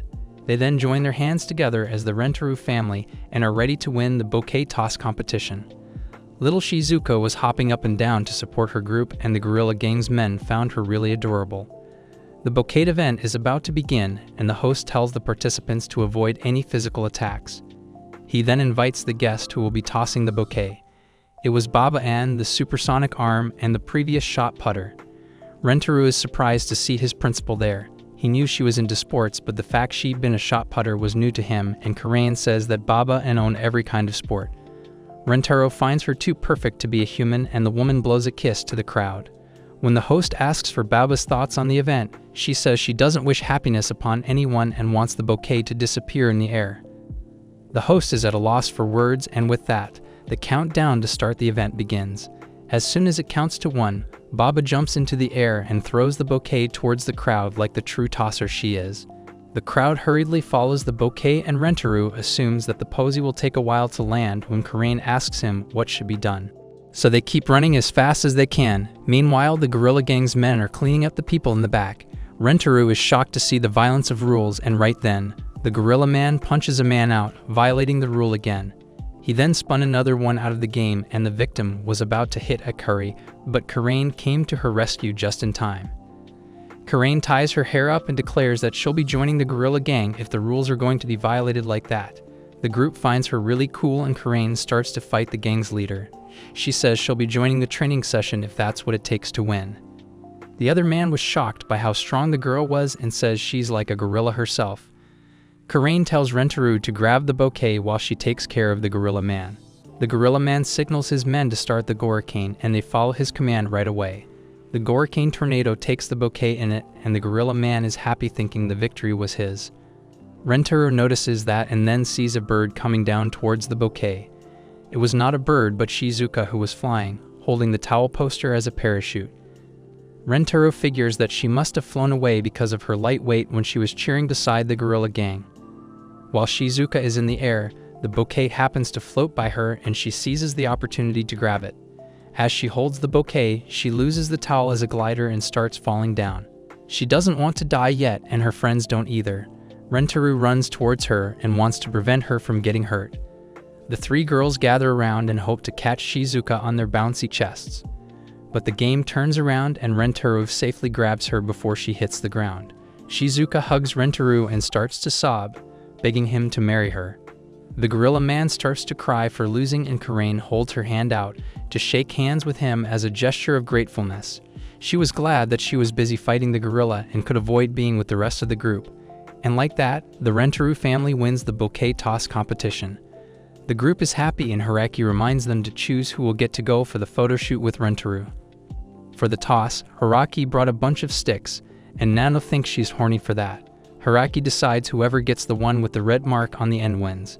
The girl is too cunning as she had everything planned beforehand. She knew that the competition was going to be tough, and they all would need to work together. So she kept the sticks with her, and the one with the red mark also has a tiny cut on the visible end. Hiraki hopes to get the winning stick, but picking the winning stick first would make her look very suspicious, and as a consequence, she'll call for someone else to draw the stick first. Hiraki decides that she'll be calling Nano first as she assumes Nano will pick the stick closest to her. If Hiraki shifts the winning stick to herself, there will be no chance that Nano will win. Hiraki is too desperate to win the chance to wear that wedding gown and apologizes to everyone in her head. As she asks Nano to withdraw the stick, the woman stuns her with the idea of everyone picking their sticks at the same time. Bet Hiraki never thought about it. Hiraki goes into a state of complete shock and questions Nano's intelligence and existence even. They all happen to draw the stick at the same time and luckily enough, Hiraki got the one with red color at its end. Yeah, she won. The rest of the group is sad about losing while Nano mostly looks unfazed. Hiraki is the happiest girl after winning and too glad to see her dream become reality. Kusari is throwing a fit on the ground, saying she wanted to wear that flower gown and take pictures with Rentaro too. Rentaro tries to cheer her up, saying she'll have more chances to do so in future. Hiraki looks at the two and then looks at the winning stick. She thinks to herself that someone else deserves to win, not her. She feels bad for Kusari and decides to give the stick to her so she can cherish the memories with Rentaro. Karain goes into shock, wondering if Hikari was sick or something. Kusari is overjoyed and she hugs Hiraki, expressing how much she loves her. Kusari stays glued to her, and when she stops sobbing, Hiraki asks her what's wrong. Kusari says that Hiraki and Rentaro are both her favorite people and she would love to see them taking pictures together. Karain says that Kusari needs to get over this thing already, and Hiraki suggests taking pictures as a group. Karain says that they already have a bunch of group photos, but Hiraki wants everyone to be in this specific photo shoot. And like that, the photo shoot begins and Hiraki gets to wear her dream wedding gown. The photographer asks all of them to smile and they all get to make yet another beautiful memory together. The girls were excited to see how the picture turned out to be. Hikari thanks Rentaro while the rest walk ahead. Rentaro doesn't understand why she's thanking her, so she tells him how it was her dream to take pictures with her beloved in that wedding gown. She tells Rentaro how her life has been a fantasy since the day he came into her life. Rentaro gets shy and says she feels the same about her. He thanks Hiraki for literally everything too, and Hiraki asks him if she can make another request to him. The boy says she can ask him to do anything for her, and he wouldn't think twice before fulfilling it. So Hikari goes on to make a strange and very unexpected wish. She asks Rentaro to break up with her. Well, that was really uncalled for. Rentaro was shocked to hear that from Hiraki and wonders what went wrong as she had to request such a strange thing. He thinks to himself that he must confront Hiraki about it and gets ready to meet her. Rentaro comes out of his room and asks for Rentaro. The woman tells him that his girlfriend had some urgent business and she left in a car after receiving the wedding picture. Kusari wonders if the urgent business was peeing, and Karain says that Hikari is not a kid like her. Nano and Shizuka stand there clueless too and wonder what is up. Rentaro tells them not to worry and dials Hiraki's number. She finds it dumb to make them worried about the matter without even knowing about her whereabouts. All the while, Kuzuri makes her assumptions about how Hikari pees too. Hikari doesn't pick up her phone and Rentaro thinks of the only random thing his girlfriend had once sent him. Hikari once sent some sexy pictures of herself to her boyfriend, and the envelope had her address on its back. Rentaro's brain functions fortunately, and he arrives at Hiraki's place. When he reaches there, he is surprised to see such a huge mansion of a house with fountains and ponds in it. Rentaro then sees Hikari looking out of a window and starts waving at her, screaming her name. Hikari listens to him and gestures to him to get down with worried expressions on her face. Rentaro understands the assignment and it becomes clearer as he sees a guard running in his direction. The guard leaves when he finds nothing there and Rentaro looks up, all confused now that he sees a guard in her place. Later he gets a phone call and it was Hikari. The girl tells him to say whatever it is as she doesn't have much time. Rentaro notices that Hikari didn't have her cell phone with her and that she was using a landline. He asks Hikari for some kind of explanation regarding their breakup. Rentaro says that he's really in love with her. Hikari says that the reason for the breakup was that she fell out of love with Rentaro. She tells him to accept it and move on with life. Something is clearly not right. Rentaro refuses to accept her hollow reasoning and tells her that he won't be believing her lies and will leave only and only if she tells him the truth. Hikari then decides to spill the truth to the guy. She tells him that her mother found out about their group and that Rentaro is dating multiple girls at the same time. Despite Hiraki's explanations about Rentaro's faithfulness, her mother decided that Hiraki will be moving cities and will transfer to another school as well. She confiscated her phone too, and she has no option but to accept it. Rentaro was speechless, and Hiraki tells him that her mother will use everything in power, that being her money, to make things go her way. Hiraki tells Rentaro that they can't be together anymore as her mother will tear them apart no matter how many times they get back together. She was about to tell Rentaro to leave when her mother entered the room. She overhears Hikari and snatches the phone to tell Rentaro to avoid approaching Hiraki from then on. She threatens Rentaro and he happens to recognize her voice. Hiraki's mother cuts off the call and Rentaro begs her to listen to him at least for once. The guard hears his screams and runs to him to ask what his deal was. Rentaro tells the guard that he needs to talk with the people living in the house. The guard happens to recognize Rentaro as Hiraki's mother's ex-boyfriend. The woman had strictly told the guards to prevent Rentaro from letting in, so he tries to kick him out of there, but Rentaro pleads and begs. The man grabs him and asks him if he wants to get arrested. He tells him to give up on whatever he's so desperate for as the world won't go in a kid's way anyway.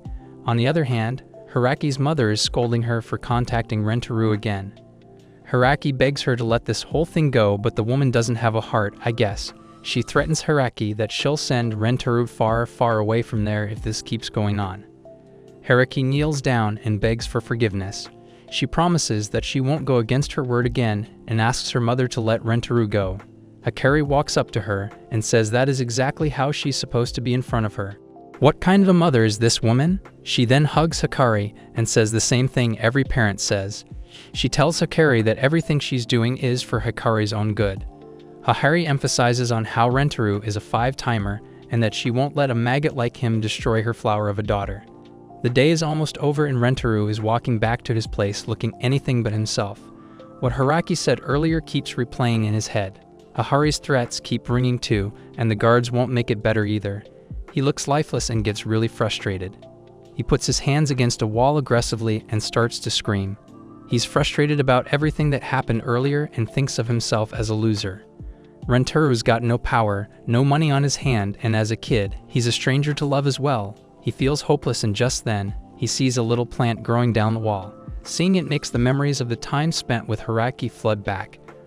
Rentaro's expressions suddenly change, and it's nighttime now. Rentaro is sitting in a swing and Karain is frustrated after hearing everything from the guy. The girls find her mother to be really unfair, and Nano thinks they'll never be able to resolve this thing ever. Kuzuri worriedly asks Rentaro what he plans to do about it. The guy plans to break into Hiraki's house and get her out of there. Kuzuri knows that what plans to do is called eloping, and Shizuka is scared that it might be too hard of a task for him. Karain says that Hiraki is too rich and he can be tracked easily by her mom. Nano thinks that Rentaru's plan will end up as failure, but the dude is way too determined to bring happiness to his girlfriend. It doesn't matter how long and what it will take to pursue that, but he wants to give it a shot. Rentaru couldn't bear seeing Haruki looking all scared and helpless there, so he plans to run away from the town with her. He is not sure about anything but promises the girls that the two will return to them sometime soon. Rentaru asks them if they'll wait for them. Hiraine says that he's spouting bullcrap, and with the way things are going, there's no surety to when Rentaru will return. She says that all of them can't stay hopelessly in love with him, and she says something really unexpected. Karain wants to help Rentaru get Hikari out of that mansion. The rest agree with Karain, and Nano thinks that working together will turn the tables around and their chance of winning will increase. Kyusuri and Shizuka wish to join the journey of eloping too. Rentaru at first doesn't find the idea to be very ideal, but after looking at how determined the girls look, he figures that all love Haruki just as much as him, so he gives in and allows them to join him. They all get ready to go on the mission of bringing their girl, Hikari, back. Hikari, out of nowhere, decided to part ways with Rentaru. That put him in a state of complete breakdown, as he deemed powerless to do anything about the situation. Hikari did so to protect her boyfriend from the claws of her overprotective and possessive mother. But Rentaru is lucky enough to have the Rentaru family to back him up. All of them genuinely cared for Hikari and decided to help Rentaru in bringing Hikari back to their very place. Now begins the great test of their love, which they must pass. Rentaru's squad is finally at Hikari's place, and Kyusuri is really surprised to see a fountain in the yard. Karain is also shocked to see the huge mansion, and Nano ironically compliments the logic of using the noise of the fountain to sneak in the house. Rentaru tells her that they need to be careful considering the security situation there. Shizuka looks at the guy as they all have his back for the matter. Rentaru excitedly joins hands to raise their spirits, but the girls think he is still a silly little guy, and that turns his cheeks red. Hikari didn't have her phone at the moment, so Rentaru pulled out a rubber ball to get the girls' attention. He threw the ball towards the window, but the aim turned out to be a failure. Suddenly, the rubber ball is nowhere to be found, and they all start to look for it. Karain turns around to see a furry cat playing with a ball, and the girl silently screams and asks if the cat was owned by the rich house owners. She asks the cat to return the ball, but the furry literally runs away, leaving the girl with no choice but to follow it around. Kyusuri joins too, but her presence ends up scaring the cat away. Karain asks her to be a little careful, and the little girl apologizes. The cat is running towards Nano's direction, and the cold girl finds disabling the cat to be the most efficient way of dominating it. Rentaru screams at her to not do that cause their necks mustn't be risked for the matter. Rentaru rushes to the cat, and their argument gets a little louder, which alerts the security. The guard shouts in their direction, and they run to hide behind the bushes. Rentaru has the cat in his lap too, and the rest of the group is hiding in pretty weird postures. The cat decides to escape the matrix and run towards the guard. The guard is relieved to find that the cat was causing the noise. The cute dude starts to play with the cat and the ball it was carrying. The group then stands up to look at the cat, and the guard and Kyusuri says they can't get their hands back on the ball now. Hikari's room was locked too, so Rentaru decides they will enter her room themselves. Karain worriedly asks how they are even supposed to enter her room. Nano thinks of a great idea and suggests breaking into the house via the pet door. Gladly, the pet door was unlocked, and Shizuka says they are too big for the small entrance. Karain asks the chemist Kyusuri if her drug can be used to make them smaller. Kyusuri tells her that her drug can't be used for that since it's just a failed immortality drug. Rentaru still finds that statement insane, and Karain looks at Nano, who is walking to them with something in her hands. When Karain asks her what she's carrying, she shows a bunch of pebbles she collected from the garden. Nano then walks to the door and does something using the pebbles, and guess what? The door unlocks, and it shocks the group just as much. The girls ask her how she even did that.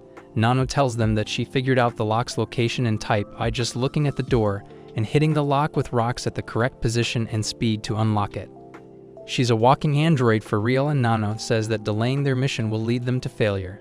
Thus, they need to get inside the house all at once. Rentaru notices something on Nano's hand, so he grabs it to take a look. Her nail was injured and it was bleeding. That makes the rest of them worried, but fortunately, Rentaru was carrying first aid with him inside his backpack. Karain pulls the band-aid out and covers Nano's fingernail with it.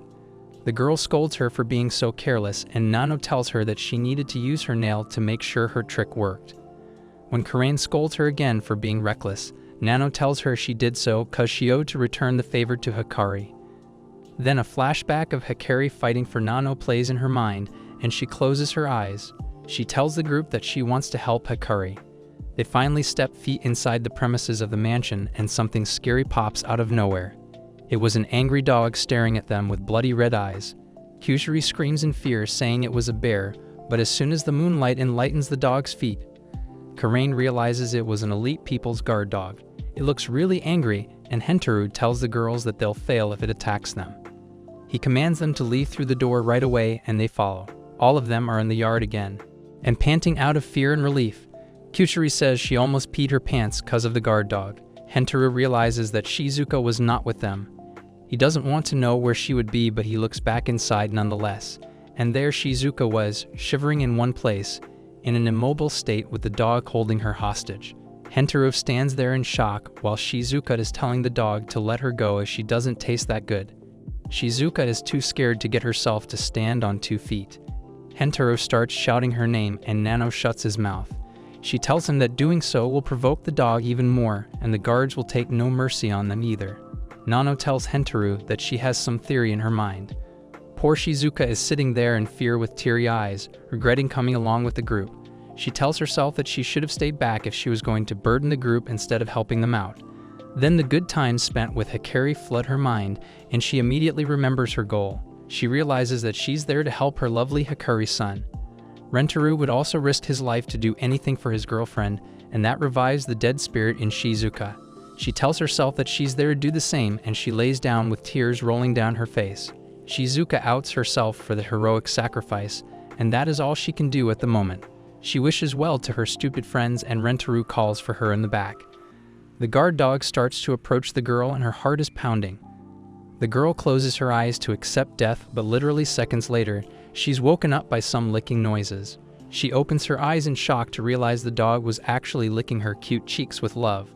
Rentaro and Karain watch all of that in shock while Nano stands there with a blank face. She says that she knew the dog wouldn't attack Yoshimoto Shizuka. Guard dogs tend to have a soft spot for weak animals and babies and feel this urgent need to protect them. But the girl was invading the dog's territory, right? Nano tells Karain that Shizuka's cuteness overpowered the dog's territorial instincts. That makes all 3 of them overwhelmed, and Rentaro asks Nano what they should do next. He says that the dog will get aggressive if they enter through the door again. Nano advises Rentaro to tell Shizuka to gouge the dog's eyes out with her hands whenever she gets a chance. This girl is unhinged. Rentaro is in shock and tells her to stop being violent towards her girlfriend's pets. Kusari pulls out her test tube and says she'll take over the situation. She enters the house and rolls the drug towards the pet. The test tube carried a drug that puts any animal to sleep quickly.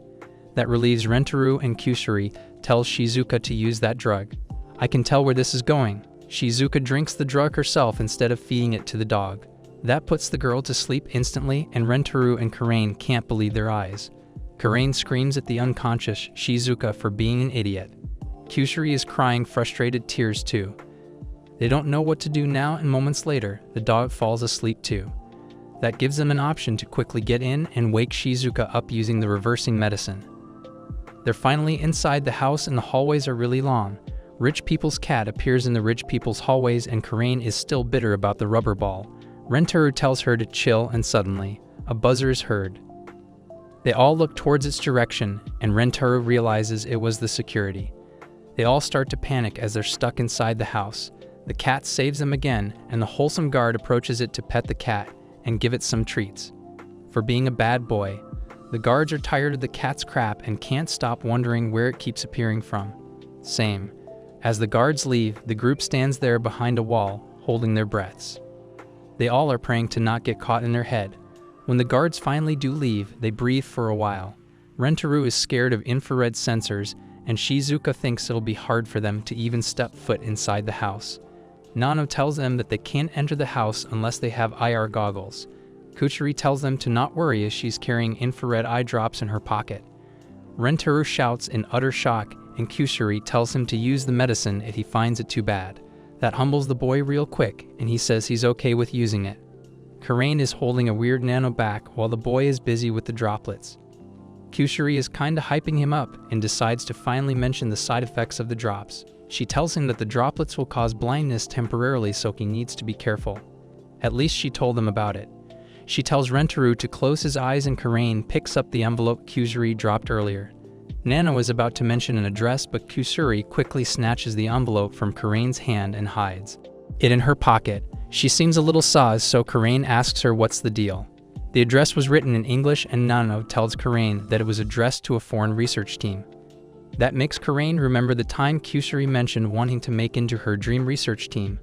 Nano mentions that today was the last date to mail that drug there, and Karain turns to Kusuri. Everyone knows how passionate she was about it, and Rentaro asks if it is okay to use that drug among themselves. Kusuri looks down to the ground in sadness and says she's caused Hakari lots of trouble with her drugs. But she is a friend nonetheless, and way more important than the research team. Rentaro is happy to know how much his girlfriend, Hakari, is loved by the Rentaro family. All of them would go out of their way to help her, and by that time, the drug should start working too. Kusuri points at it and Rentaro opens his eyes. His eyes look a lot different, and he's all there to save Hakari, no matter what it takes. But tone it down, Rentaro, a bunch of rays await you down the house. The number of red rays shocks the guy, and he screams that the mission is indeed impossible. The rays covered the roofs and floors, and the ceiling seems to be a little lower than before too. Rentaro notices a change in his vision ever since he used the droplets. Shizuka mentions that the ceiling seems higher than Yggdrasil even. There were chandeliers in the ceilings too, and Rentaro gets the answer. The sensors can't be put around the chandeliers, that's why the ceilings seemed lower. Rentaro has his hopes restored, but Karain crushes them right away by asking how they're supposed to get up there. He says that if the corridors were narrower, they could have made it work, but considering the width now, it is kinda impossible. Nano says that they can still climb up there if two strong people climb up together. The risk of failure is still there as there are more girls and one boy. She looks at Karain, catching her off guard. All of them looked at her weird, and yeah, they tied her to Rentaro with a rope. The two are stuck between the two walls in a weird way, and Nano informs them about the drawbacks.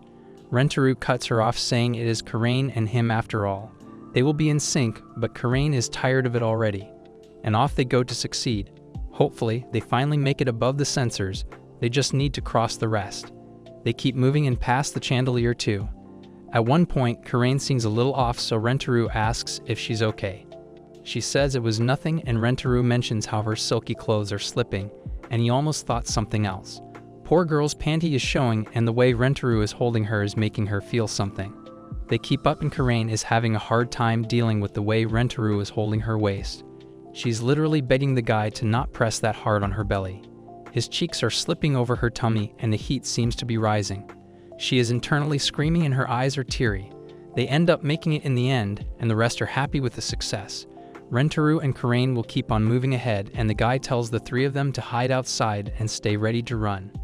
They look pretty disappointed but follow his words anyway. Rentaro cheers them up, saying they'll meet again after they have Hakari with them. The night is dark, and the two are walking towards Hakari's room silently. They finally reach there, and as Karain opens the door, Hakari gets scared. She is sitting beside her bed, looking at the photo album of the Rentaro family. Hakari was definitely crying and missing his lovely friends, and as Karain is about to say something, buzzers go off alerting the security. The automated woman keeps repeating that Hakari is escaping the house, and it is all a mess now. Rentaro turns cold in shock at the thought of a mother going as far regarding her daughter. Hakari asks them what they are doing there, and Rentaro tells her that they'll bring her with them. Karain looks back and tells Rentaro they won't make it anymore. The room is surrounded by a bunch of security guards, and Hakari's mother enters the room. She demands answers regarding Rentaro and Karain's presence there, and Hakari calls out for her. Rentaro recognizes the woman's voice too. Then we see the other three girls wondering what's going on inside the mansion. The torch suddenly lights up in their direction, and a guard approaches them. The girls lay down and start to meow, and they're safe. Hakari is crying and thinking about how willing Rentaro is to bring happiness in her life. But again, her mother won't allow any bit of it in her life, and like that, the poor Dougal gets stuck between her and her mother forever with no way out. She's thinking about doing something about being a burden to Rentaro, while her mother inquires about the two of them in the living room. Ahari introduces herself to them and remembers the last time she talked to Rentaro from afar. Hahari warns the two, saying they're being allowed to be themselves only because they're Hikari's friends. She says she won't stay lenient if they try to do anything unwanted in her house. Hahari looks at the guard and thinks how quickly she would have disposed of the two of them hadn't it been for Hikari. The woman finally notices Rentoru's eyes and asks him why they look so weird. She thinks it's because he has some sort of special ability, but the dude tells her that is not the case. He thinks to himself how badly they failed to get Hikari out of there. There's only one thing left that they can do now. He gets down on his knees and asks the woman to give him and Hikari her blessings. He also promises her that he'll do everything in his power to make Hikari happy. That is all he could do at the moment. Hahari argues back, saying how dumb of it is for Rentoru to shut her mouth with such a hollow promise. She then starts to tell the lore about Hikari's birth. Hahari gave birth to Hikari at the age of 13 when she was just in middle school. She asks Rentoru what he thinks about why she did what she did. Rentoru thinks it was because she loved babies, but no, the man Hahari loved fell severely ill and was bound to die. To keep his memory, he needed to have a part of him beside her. Hence, she got the best medical care and took a risk of artificial insemination and gave birth at such a young age. Those reckless times still make her wonder how she did all of that, but again, the recklessness is in their blood. In hers and Hikari's, they become completely blind when they fall in love, and the only source of happiness for them is their person. But unfortunately, Hikari's lover died and she was left alone with just Hikari by her side. She devoted her whole life to that little girl and loved her wholeheartedly. Hikari gave her hope, but she could never fill in the gap her dead lover left. She would mourn the loss and visit his grave every once in a while with Hikari in her arms. Hahari tells the kids that since that day, she asks herself daily if all of this was really what she wanted. She is possessive about Hikari because she doesn't want her to go through the same track of joy followed by deep regret. She's doing all of that cruel stuff so she can let her daughter know the cruelty of the world early on. She gets loud when she mentions how Rentoru is dating multiple girls at the same time. A guy like him can never bring joy to her only daughter, and that is what she's trying to make her realize. Hahari then tells them she's not doing all of that for nothing. Rentoru's empty words can never assure a good life for Hikari, and Rentoru is having a breakdown. He's a sobbing mess, and Karain tells him to get his shit together and convince Hahari. Rentoru is upset after knowing what Hahari went through in the past and doesn't want Hikari to experience the same pain again. As he sobs, his eyes start to regain vision, and when he sees Hahari, he is left in complete shock. The two stare at each other in complete silence, and the woman who's been alone for 16 years with regrets as her only partners suddenly blushes so hard and asks Rentoru to go out with her. She can't see again. We see Hikari's mother so mad at MC that she is willing to punish him for his sins. She doesn't like it one bit that he is dating 5 girls at the same time, and that is the worst thing a man can do. She does not like that at all, and for that, she is planning on punishing the hell out of NC. This is a flashback, and it ends with Hikari's mother proposing to NC. She was mad at him a little while ago, but now she is begging MC to go out with her. She is a totally different person in just a matter of minutes, and now she is willing to be his 6th one. Well, that was a very odd way to start an episode. How is it that this MC just lays out other girls just like that, and they are willing to go out with him in just a few seconds? They cannot even control their emotions after getting struck by the love lightning. Anyway, the episode starts and Hikari's mother is dying to go out with him. Right now, MC and Inde are at Hikari's as they are here to convince her mother so she can go out with MC. But another thing happened right here, and instead of giving permission, she is begging MC to go out with her. She is also making that cute baby face that shows how helpless she is with her emotions. Anyways, Inde and MC are very confused and shocked, I would say. They cannot believe what they just heard, and Inde freaks out asking what the hell she just said to MC. She tries to tell her that they are here to get permission so MC can start his 5th relationship with Hikari, but she does not listen. We also see MC staring at Hikari's mother, and he is also sensing the same emotions toward Hikari's mother as she is toward him. They are right now in the middle of that love lightning strike, and they cannot help but feel loved right now. This is unavoidable now, and Hikari's mother cannot do anything about it. Inde notices this and tells MC that this is Hikari's mother, the mother of his 5th potential girlfriend. He cannot date her as that is not by the rules. Well, what are the rules then? This guy is dating 5 girls at the same time, and none of them object to his actions. There are no rules when you are doing this kind of thing, even in an anime. She tries telling him, but MC ignores her. But Hikari's mother gets back her senses and behaves as if she did not say what she just said intentionally. MC tries behaving that way as well, but they are not selling it. Hikari's mother tries telling Inda that she was just joking around and just did a mom joke. But Inda knows well, and she knows that this was not just a joke, but that love strike MC gets with his new soulmate. Anyways, Hikari's mother let MC know that she cannot allow him to continue his relationship with Hikari, as he is already with 4 other girls, and that is something she does not like. She would allow it if he is willing to leave others and just go out with her daughter, but not like this. MC thinks about it, but knows that he cannot just leave his other soulmates like that. That is something that he cannot even risk doing, because he knows what happens when you leave your soulmate. MC tries convincing Hikari's mother to let him go out with his daughter, but she is not convinced. She cannot allow him to just go out with her daughter. He has to prove himself before getting that permission, and she has the perfect way to do that. She snaps her finger and the ground opens up, revealing a weird kind of chair. The chair is a lie-detecting chair, and Hikari's mother claims that it has always detected the lies of the person sitting on it. This chair has a success rate of 100%, and she is sure that this is going to do the job for them. All MC has to do is sit on the chair and prove that his love for her daughter is real, and that he is not just playing around. MC looks at the chair and is not convinced to sit on it, so he wants Hikari's mother to first prove that the chair actually works. He wants to know that he is not getting led towards a trap, and this chair is actually a lie detector chair. Hikari's mother hears his proposition and understands that MC has a point here. So she suggests that Inda should be the one to sit on the chair so MC can know that the chair works. Inda sits on the chair unwillingly, and she complains as to why she is the one to sit on it and test the chair for MC, and not some other guy. Hikari's mother explains that it has to be her, as she cannot put her people on it, as it is not going to be convincing enough. Inda understands this and wants to get on with this test. She tells MC that she is not doing this for him or anything, but MC knows that she is doing this for him only. Why does she always act this roughly? Hikari's mother has the perfect questions to ask Inda. She asks her the first question and wants to know what is Inda's cup size. She freaks out and wants to know why she is asking her this question. Hikari's mother tells her that this is the question to ask so they can check if she is telling the truth. This makes sense to her, and she answers the question by saying that she is B size, closer to C size. The chair tells us that she is telling a lie, and Inda starts yelling, saying that she is not. After a lot of yelling, she changes her answer to only B size, but the chair again tells us that she is lying. She starts screaming at the chair more and tells us that she is not lying. After a little more yelling, she changed her answer to B size, closer to a size. The chair approves this answer and lets her go. Hikari's mother tells MC that he should be convinced that the chair is legit and not a trap, but he is not. He wants more questions. Hikari's mother asks if Inda loves MC or not. MC objects to this question, asking what kind of question this is.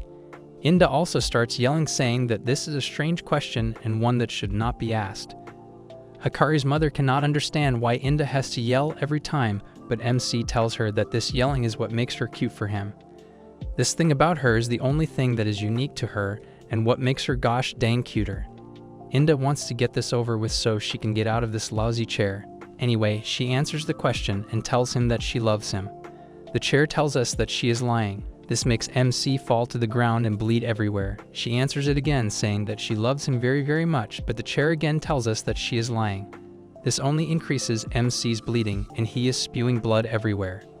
He cannot take it, and Inda can't believe what the chair is telling them. She suddenly remembers how the chair said true only after she chose the right words for her answer. With this in mind, she tells MC that she loves him a lot and cannot live without him. It again tells us that she is lying, but she finally says that she loves him a lot in the whole world and loves him very, very, very much, or something like that. Only now the chair approves and tells us that she is telling the truth. MC becomes very happy and takes Inda's hand to get her up from the chair. He sits on it and says it back to Inda, making sure she knows about his love for him. Hikari's mother now wants to know if MC is satisfied with the chair and knows the chair works. He is sure and sits on the chair. Upon asking, he tells us that he is in love with Hikari and loves her very much. The chair approves his answer, and the mother cannot take it. Her stomach hurts and she cannot handle the truth. MC wants her to know that his feelings toward Hikari are real and not something he wants to take lightly.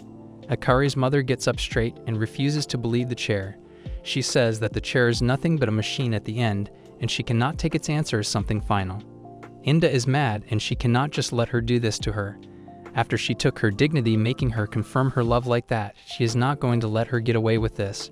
She wants her to let these two go out like that. She is not letting them. She wants MC to know that she is going to do as much as she can to make sure these two do not go out, but MC wants her to quick things up as they have to get this done by this episode. He tells her that they cannot make it late as or quick the ending to this episode as they have made a special outro for this episode only. But she wants MC to know that they can skip that one and do it some other time. I love these kinds of lines where the characters say something like this: "It is always going to be great for me." Suddenly, a guard comes running and barging into the room. He tells them that Hikari is going to be jumping out of her window right now and they have to stop her. MC and all of them freak out. MC wants to run and help her, but her mother is not going to let him go to her in this situation. Inda gets behind her and grabs her by the neck. She warns the guards that if one of them moves an inch, she is going to be breaking the mother's neck like that. The guards do not take her seriously, but MC freaks out, telling everyone that she can actually do that. Breaking neck is like breaking chopsticks for her, but Inda is confused as to why he is the one getting the most freaked out about it. Anyways, she tells MC to go and help Hikari while she holds her mother. He asks them what he is going to do about Inda.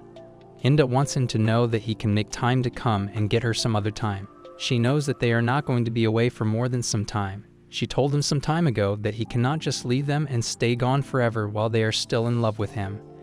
MC remembers this and believes her. He goes and runs toward Hikari's room to get her.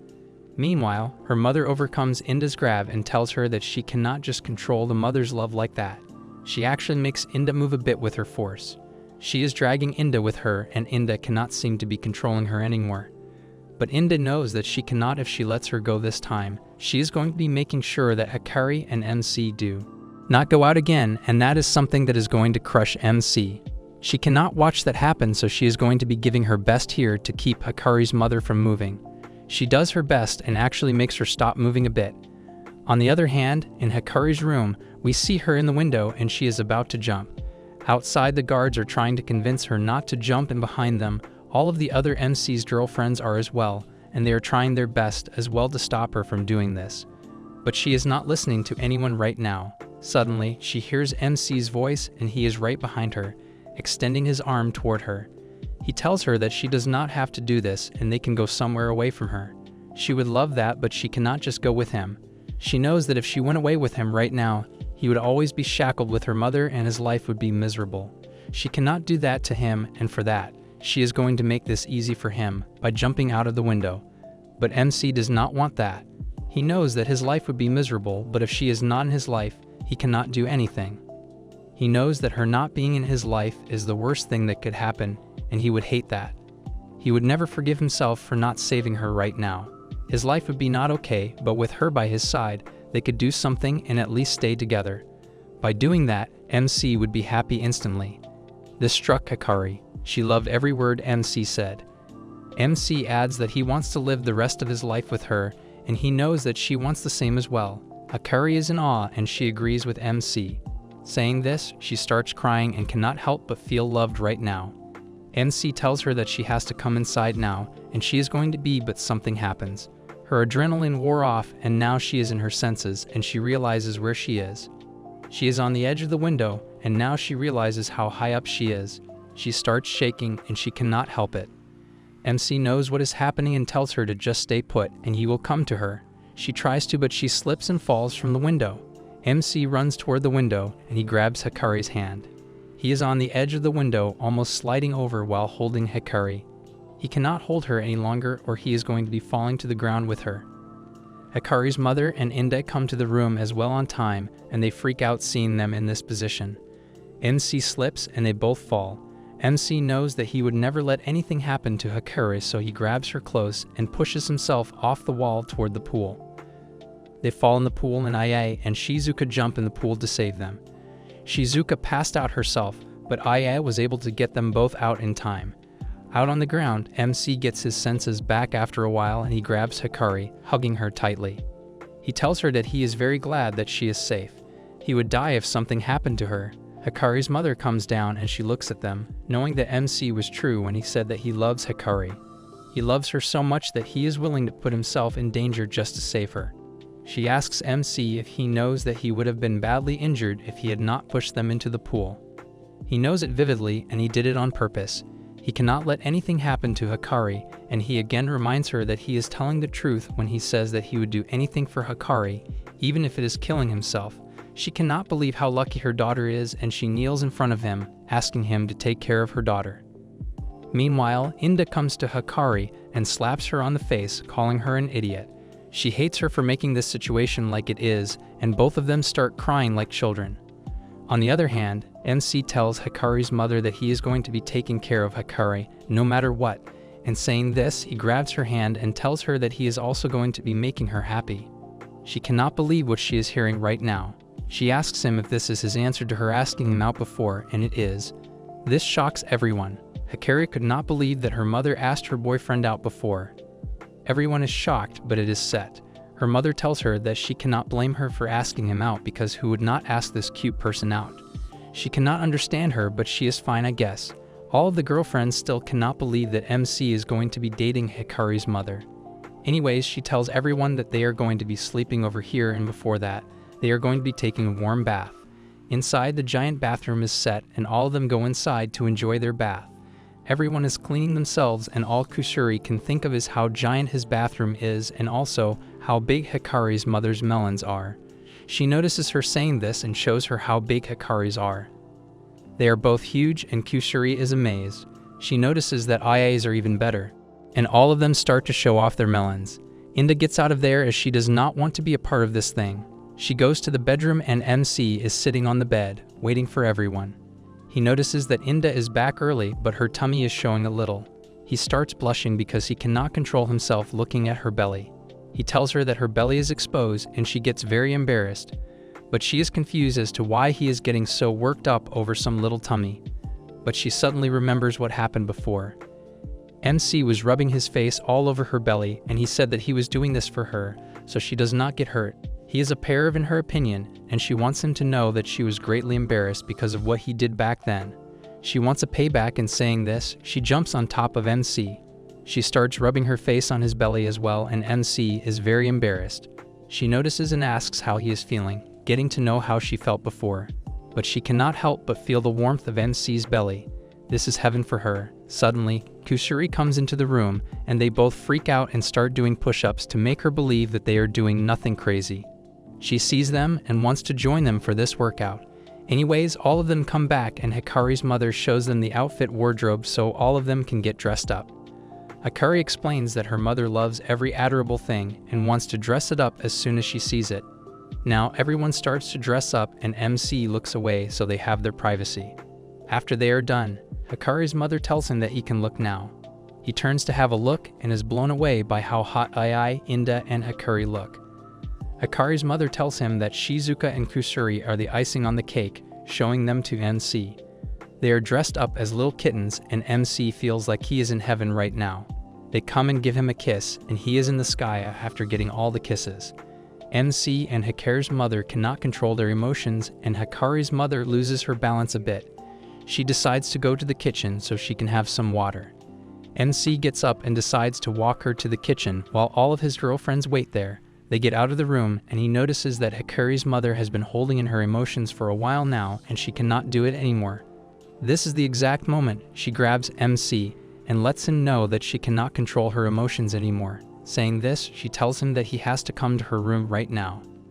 The narrator freaks out knowing that tonight, MC is going to be becoming a man from a boy. This is his lucky night, a night none of you will be experiencing anytime soon. MC and Hikari, Hanazono's mother, went to get some water from the kitchen, and they are taking too long. Originally, it was supposed to be only Hikari, but seeing her condition, MC offered to come with her to the kitchen in case she lost her balance. She and MC went to the kitchen, but on the way, Hikari lost her balance and fell on MC. MC saves her from falling, and as he grabs her, she looks at him with full vulnerability and tells him that she cannot hold it any longer and she has to get it done right now. She has been keeping her feelings hidden from MC for so long, but now, she cannot and does not even want to hold it in anymore. She looks at him and with a cute and drooling face, tells him that he has to come with her to her room right now and do what she wants to with him. He is shocked. He knew that she had feelings and emotions for him, but these much were not in his mind. He thought she had just those starting attraction emotions that go away with time, but her feelings are not stopping. He can see the frustration on her face when she tells him that she cannot hold it any longer. He agrees and they both go to her room, and the deed starts. We see both of them screaming at the top of their lungs, and they are barely stopping. It is like they were thinking about doing this for their past lives, and the frustration was so much that they could not keep their hands off each other. On the other hand, the rest of the girlfriends are back in the room, and they are playing cards. It has been some time since MC and Ahari went to get some water, and Inda brings this up randomly. None of them were paying attention to the time, and suddenly, it hit Inda that these two are gone for quite some time now. This is getting fishy, and she doesn't like it. Shizuka also wonders why it is taking so long, as it does not require much time to get a little bit of water from the kitchen. They are thinking this when suddenly Hanazono is hit with the possibility that maybe her mother and her boyfriend are doing it in her mother's room. She cannot think this is something her mother would do, but at the same time, it is MC who is the boyfriend, and anyone could fall for him and do what they do not do often. She knows maybe this is what is going on, and she has to stop it when, to her horror, she and the rest of the girlfriends hear Ahari and MC screaming like crazy. The sound is coming from her room, and so all of them get up and go to see what the hell is going on. Hanazono feels like this is very bad, and her mother should not have done this with her boyfriend. Aya feels like this is not acceptable, and they have to stop them. The most affected one is Inda, obviously, and she is mad at Hanazono's mother. They run and reach the room. They enter and find something they did not expect. They see that MC and Ahari are not doing the deed, but she is dressing MC as a girl. She is on the ground with the sheer amount of cuteness slamming her face. She cannot control herself seeing MC like this. He is too cute for her, and she thinks that maybe he is the cutest thing she has ever seen. The rest of the girlfriends see this and cannot believe that this is what they are doing, and they are all afraid for nothing. Anyways, seeing MC as a crossdresser makes all the girlfriends very happy, and they are so impressed seeing what Harry has done with him. They are willing to call her their lord, as they could have never been successful in convincing MC to become a crossdresser. On the other hand, MC is dying from all the sheer embarrassment he is experiencing right now, and he cannot believe that all of his girlfriends just saw him as a girl. Thinking how incredibly embarrassing this is, MC passes out and falls to the ground. He is not waking up, and all of them have to do something about it. They think, and finally, Ahari has an idea that she got after she looked at Ai. She tells her that she has to help her with this and save their boyfriend. She and Ai go somewhere and return with Ai as a handsome guy. She looks pretty handsome, and Ahari introduces her, saying that only a prince's kiss can wake the princess from her slumber. This makes sense to all the girlfriends, and now they are counting on Ai to save their boyfriend. Aya comes to MC and grabs him, giving him a gentle and romantic kiss on the lips. Well, this is literally where you say how the tables turned. The kiss is powerful, and MC wakes up from the slumber he was having. Waking up, he notices all of them staring at him, and he is still like a girl. This is too much, and he gets up, leaving for the bath. He cannot take this anymore and leaves, making an excuse to take a bath. Well, this is another opportunity for the girls, and Hanazono and her mother signal each other. Ahari calls the maid and tells her to bring something. The maid comes in, and she has a rope in her hands. Hanazono, on the other hand, is downloading a silent recorder app on her phone, and Inda asks her what the hell are these two planning to do now. They both turn and tell her that they are going to peep, and of course, like it is the only thing that makes sense in this situation. This mother and daughter combo is lethal, I would say. They are leaving, but Inda tells them not to, as this is not okay to do. AI joins them, and Kusuri as well. Kusuri is very excited, saying that she has never seen that thing ever, and she is very ready to see MC's thingy. Hearing this, Inda has to give up and join them, but she says that she is not interested in seeing MC's body and things. Well, yeah, we know. They are all leaving when Shizuka comes in front of the door, telling all of them to stop. She wonders if they do not think about the possibility of embarrassing their lover, MC. But Aya comes to her and tells her that no one is going to get hurt as long as he does not know that he is being recorded. Well, this does not make any sense, but Shizuka cannot par this argument. They grab Shizuka and roll her in a futon so she does not come in between their plans. She is struggling to get out of it, and all of them leave. We see MC bathing in the bathroom, and by the way, why is this bathroom so huge? It is like a hall, I would say. Anyways, the girlfriends and Ahari are on the move, and they are fully focused on the peeping mission. They have to take a look at him bathing, and if they do not, something will happen to them, or this is what they believe. Anyways, MC is bathing and having fun. He knows that his girlfriend is going to be trying to take a peep at him bathing so they can look at his thing. This is the reason he has already covered himself with the towel and is not going to give them a little bit of a chance.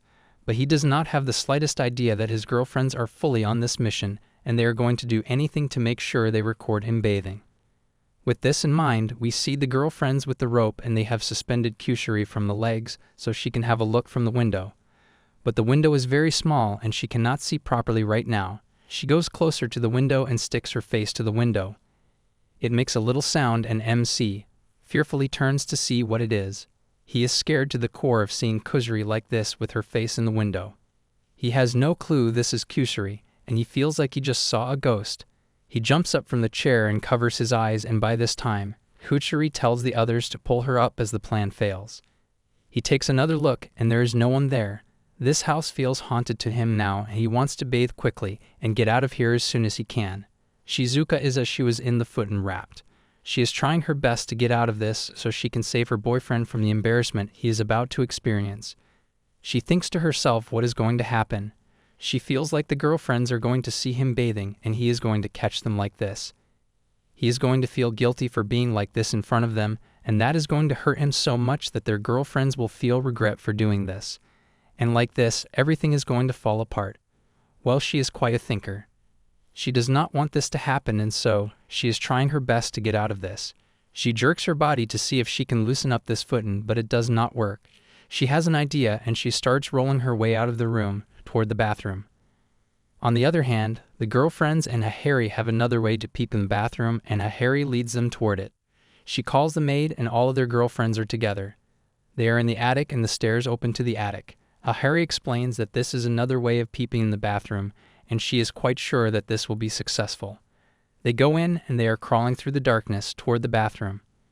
On the way, Inda is very scared of the mice and she asks if this place is cleaned of mice. Hanazono assures her that their house is mice-free, but as she says this, Inda feels something on her leg. She screams and starts shaking with fear. Hanazono tells her to calm down, but she feels something as well on her leg and starts freaking out. Kyusuri feels it too, and Ai too. All of them are freaking out, but Ai is counting Pai's numbers as her way of relaxing. On the other hand, Shizuka is on the stairs and she has to find a way to get down these stairs without hurting herself. She is scared at first, but she has to think of a way to get down quickly without any damage. She is preparing her mind to get down when the guard dog comes in and gives her a push. She goes flying down and gets down. Her fan opens up and she goes rolling toward the bathroom. The door opens and she rolls toward the bathtub. MC is bathing outside and she falls inside the bathtub with a huge splash. MC is scared and turns to see a girl fully wet with her hair, looking like a witch. This scares the living hell out of him, but he takes another look, and it is Shizuka. She is hurt a little and this concerns MC. He checks on her and she is quite dizzy with all the rolling in her journey here. On the other hand, the girlfriends get down from the attic and MC comes there with Shizuka in her hands. All of them tell him that they were playing hide and seek and nothing else. Ai also tells him that hiding in the dark is the best thing to do, and that is why they were in the attic. But Inda finishes the sentence by saying that they were surely not trying to peep in on him while he was bathing, which gives this out for sure. He scolds the rest of them for doing this, telling them that they might have gotten themselves hurt and they should not do this ever again. They get a nice scolding and they learn their lesson. This is happening while Shizuka is passed out in bed. After some time, all of them are playing cards and having so much fun together. The way they are all together is something that happens very rarely, and they have to savor this fun forever. They are playing when MC and Harry are sitting next to each other, and while playing, Harry touches MC's hand by mistake. She gets a little shy, and Inda sees this. She hates that she and MC have been doing these things for a while now, and she wants to do something about it. But something happens and Harry makes an excuse to leave the room. She tells all of them that she just remembers something that she had to do, and saying this, she leaves the room. As she is leaving, MC looks at her and she feels very worried for some reason. After playing the game, MC gets up and leaves to look for Harry. The house is very big and he is quite lost in it. He has to find her, but he has no clue where she could be. But suddenly, he senses the smell of the incense and follows the scent to the room where Harry is sitting in front of a picture of some boy. He takes a look and notices that this might be some person she loves and he should not disturb her. But he goes in anyway and sits next to her. He wants to light the incense as well, and saying this, he takes a look at the picture, and it is some high schooler. He is surprised to see this picture, and in shock, he asks Harry about this person. Harry tells him that this is Hanazona's father, and he was the person she loved so much. This makes him shut up really nicely, as he was almost rude. He thought it was some affair love she had with this boy, but this boy was Hanazona's father. He respects him and sees the tears in Harry's eyes. She begins explaining to him how much she loves him. He was the only person she ever loved, and there is a question MC wants to ask her. He wonders why the hell she wanted to live her life alone, as he knows for a fact that she does not have any lack of people approaching her. Why is it that she chose to live alone when she could have been with someone? She fell silent but answered him, telling him that Hanazona's father was the only guy she ever loved, and thinking that living with anyone else was like a sin to her. Even after he died, she kept loving him with all her heart, and now she is in love with MC. She never thought she would be in love with someone else, but now she is, and she does not have any idea what to do. She wants to love him, but she feels like this is wrong. Saying this, Harry is losing her control, and she is crying like a little child. So MC grabs her and hugs her, telling her that she is doing nothing wrong. There is nothing written anywhere that you have to love only one person your entire life. You can love two people at the same time, and MC feels like she should give him a chance. He will make sure that she is happy, and he is willing to be by her side all the time. All she has to do is leave this regret behind and delve completely into this love. She can love Hanazona's father and MC at the same time, and she would not be cheating on him. Well, he put it nicely, but still, this is wrong. I think so. He has done it 6 times, and he sure would tell you that this is awk. Harry is shocked with everything he said, and she now wants him to stay close. She hugs him more tightly and tells him that it would be great if he kissed her right now, because her husband told her that she had to keep her first kiss for someone she truly loved, and this was the time. The time is here, and the person she truly loves is right here, right by her. She tells him to kiss her, but she quickly realizes that this might be too strong for him. She gets back and lets him know that she was just in emotions, and he does not have to do it. But MC grabs her out of nowhere and gives her the best kiss of her life. She has never felt this feeling before, and she is getting numbness in her brain. She holds him much tighter, and the kiss becomes more wild and romantic. At night, everyone is sleeping, and Indet is right in between MC and Hanazona. Hanazona gets up, goes around the bed, and lays with MC. Inda wakes up, and she knows that Hanazona will be trying to do something like this, and she has been waiting for it. Hanazona lies with MC, and he wakes up, asking her if something is wrong. She tells him that she wanted to sleep with him that night, and that is why she got up and just came to him without thinking about it. He giggles and tells her that she is fine and she can lay here for as long as she wants. But she starts to tear up, and she tells him that she really thought that she was about to lose him forever. She wants to be with forever, and she would do anything to make sure that happens. MC looks at her and, stroking her hair, tells her that he is right here and would always be here for her. Saying this, MC kisses her, and she starts to feel some type of way. She is feeling butterflies in her stomach. She wants MC to hold her like this till the morning comes and Inda hears everything. But she lets her have this one time, as she had some rough times before. She would be willing to let her have MC for this night only and never again. They sleep, and after some time, MC wakes up and hears moaning sounds. He looks and sees that Inda and Hanazono are going at it and kissing each other in sleep, saying MC's name. They are so close that even in sleep, they are loving each other. MC gets up to go to the washroom now that he is awake. He is in the corridor of the house when he sees Hanazona's father standing by the window, looking at the sky. He is surprised and calls him, and he responds. He is real, and he comes toward MC, telling him that he is doing a good job, taking care of both of them. But he is mad as to why he took both of them from him. MC is not scared at all and responds normally. This surprises Hanazona's father, and he asks him why the hell he is not scared of him when he was so scared of things that seemed supernatural to him before. He tells him that he would be scared normally, but he is not from him because he is Hanazona's father. He has heard a lot from her, and he knows that he is a kind-hearted person, and he would mean no harm to him. Father is happy and tells him that he is glad that MC is the one taking care of both of them, and that there will be a time when he passes on with peace now that he is with them. Saying this, something happens, and something starts to flow out of Father with all the force. MC has no idea what is going on, but father tells him that it is his regret of leaving behind his daughter and wife leaving his body. He is going to pass on soon, but MC does not want this, and he wants to make both of them happy together. He passes on, and MC wakes up from the dream. It was morning, and he was asleep right on the corridor floor. Anyways, all of them leave as the vacation is over. They go to school, and Harry is appointed as the chairperson for the school. She is being announced as one while MC is at her house during the lunch break to see her. Knowing that she is at the school, he runs to the school, and on the way, we see a lot of future soulmates of MC.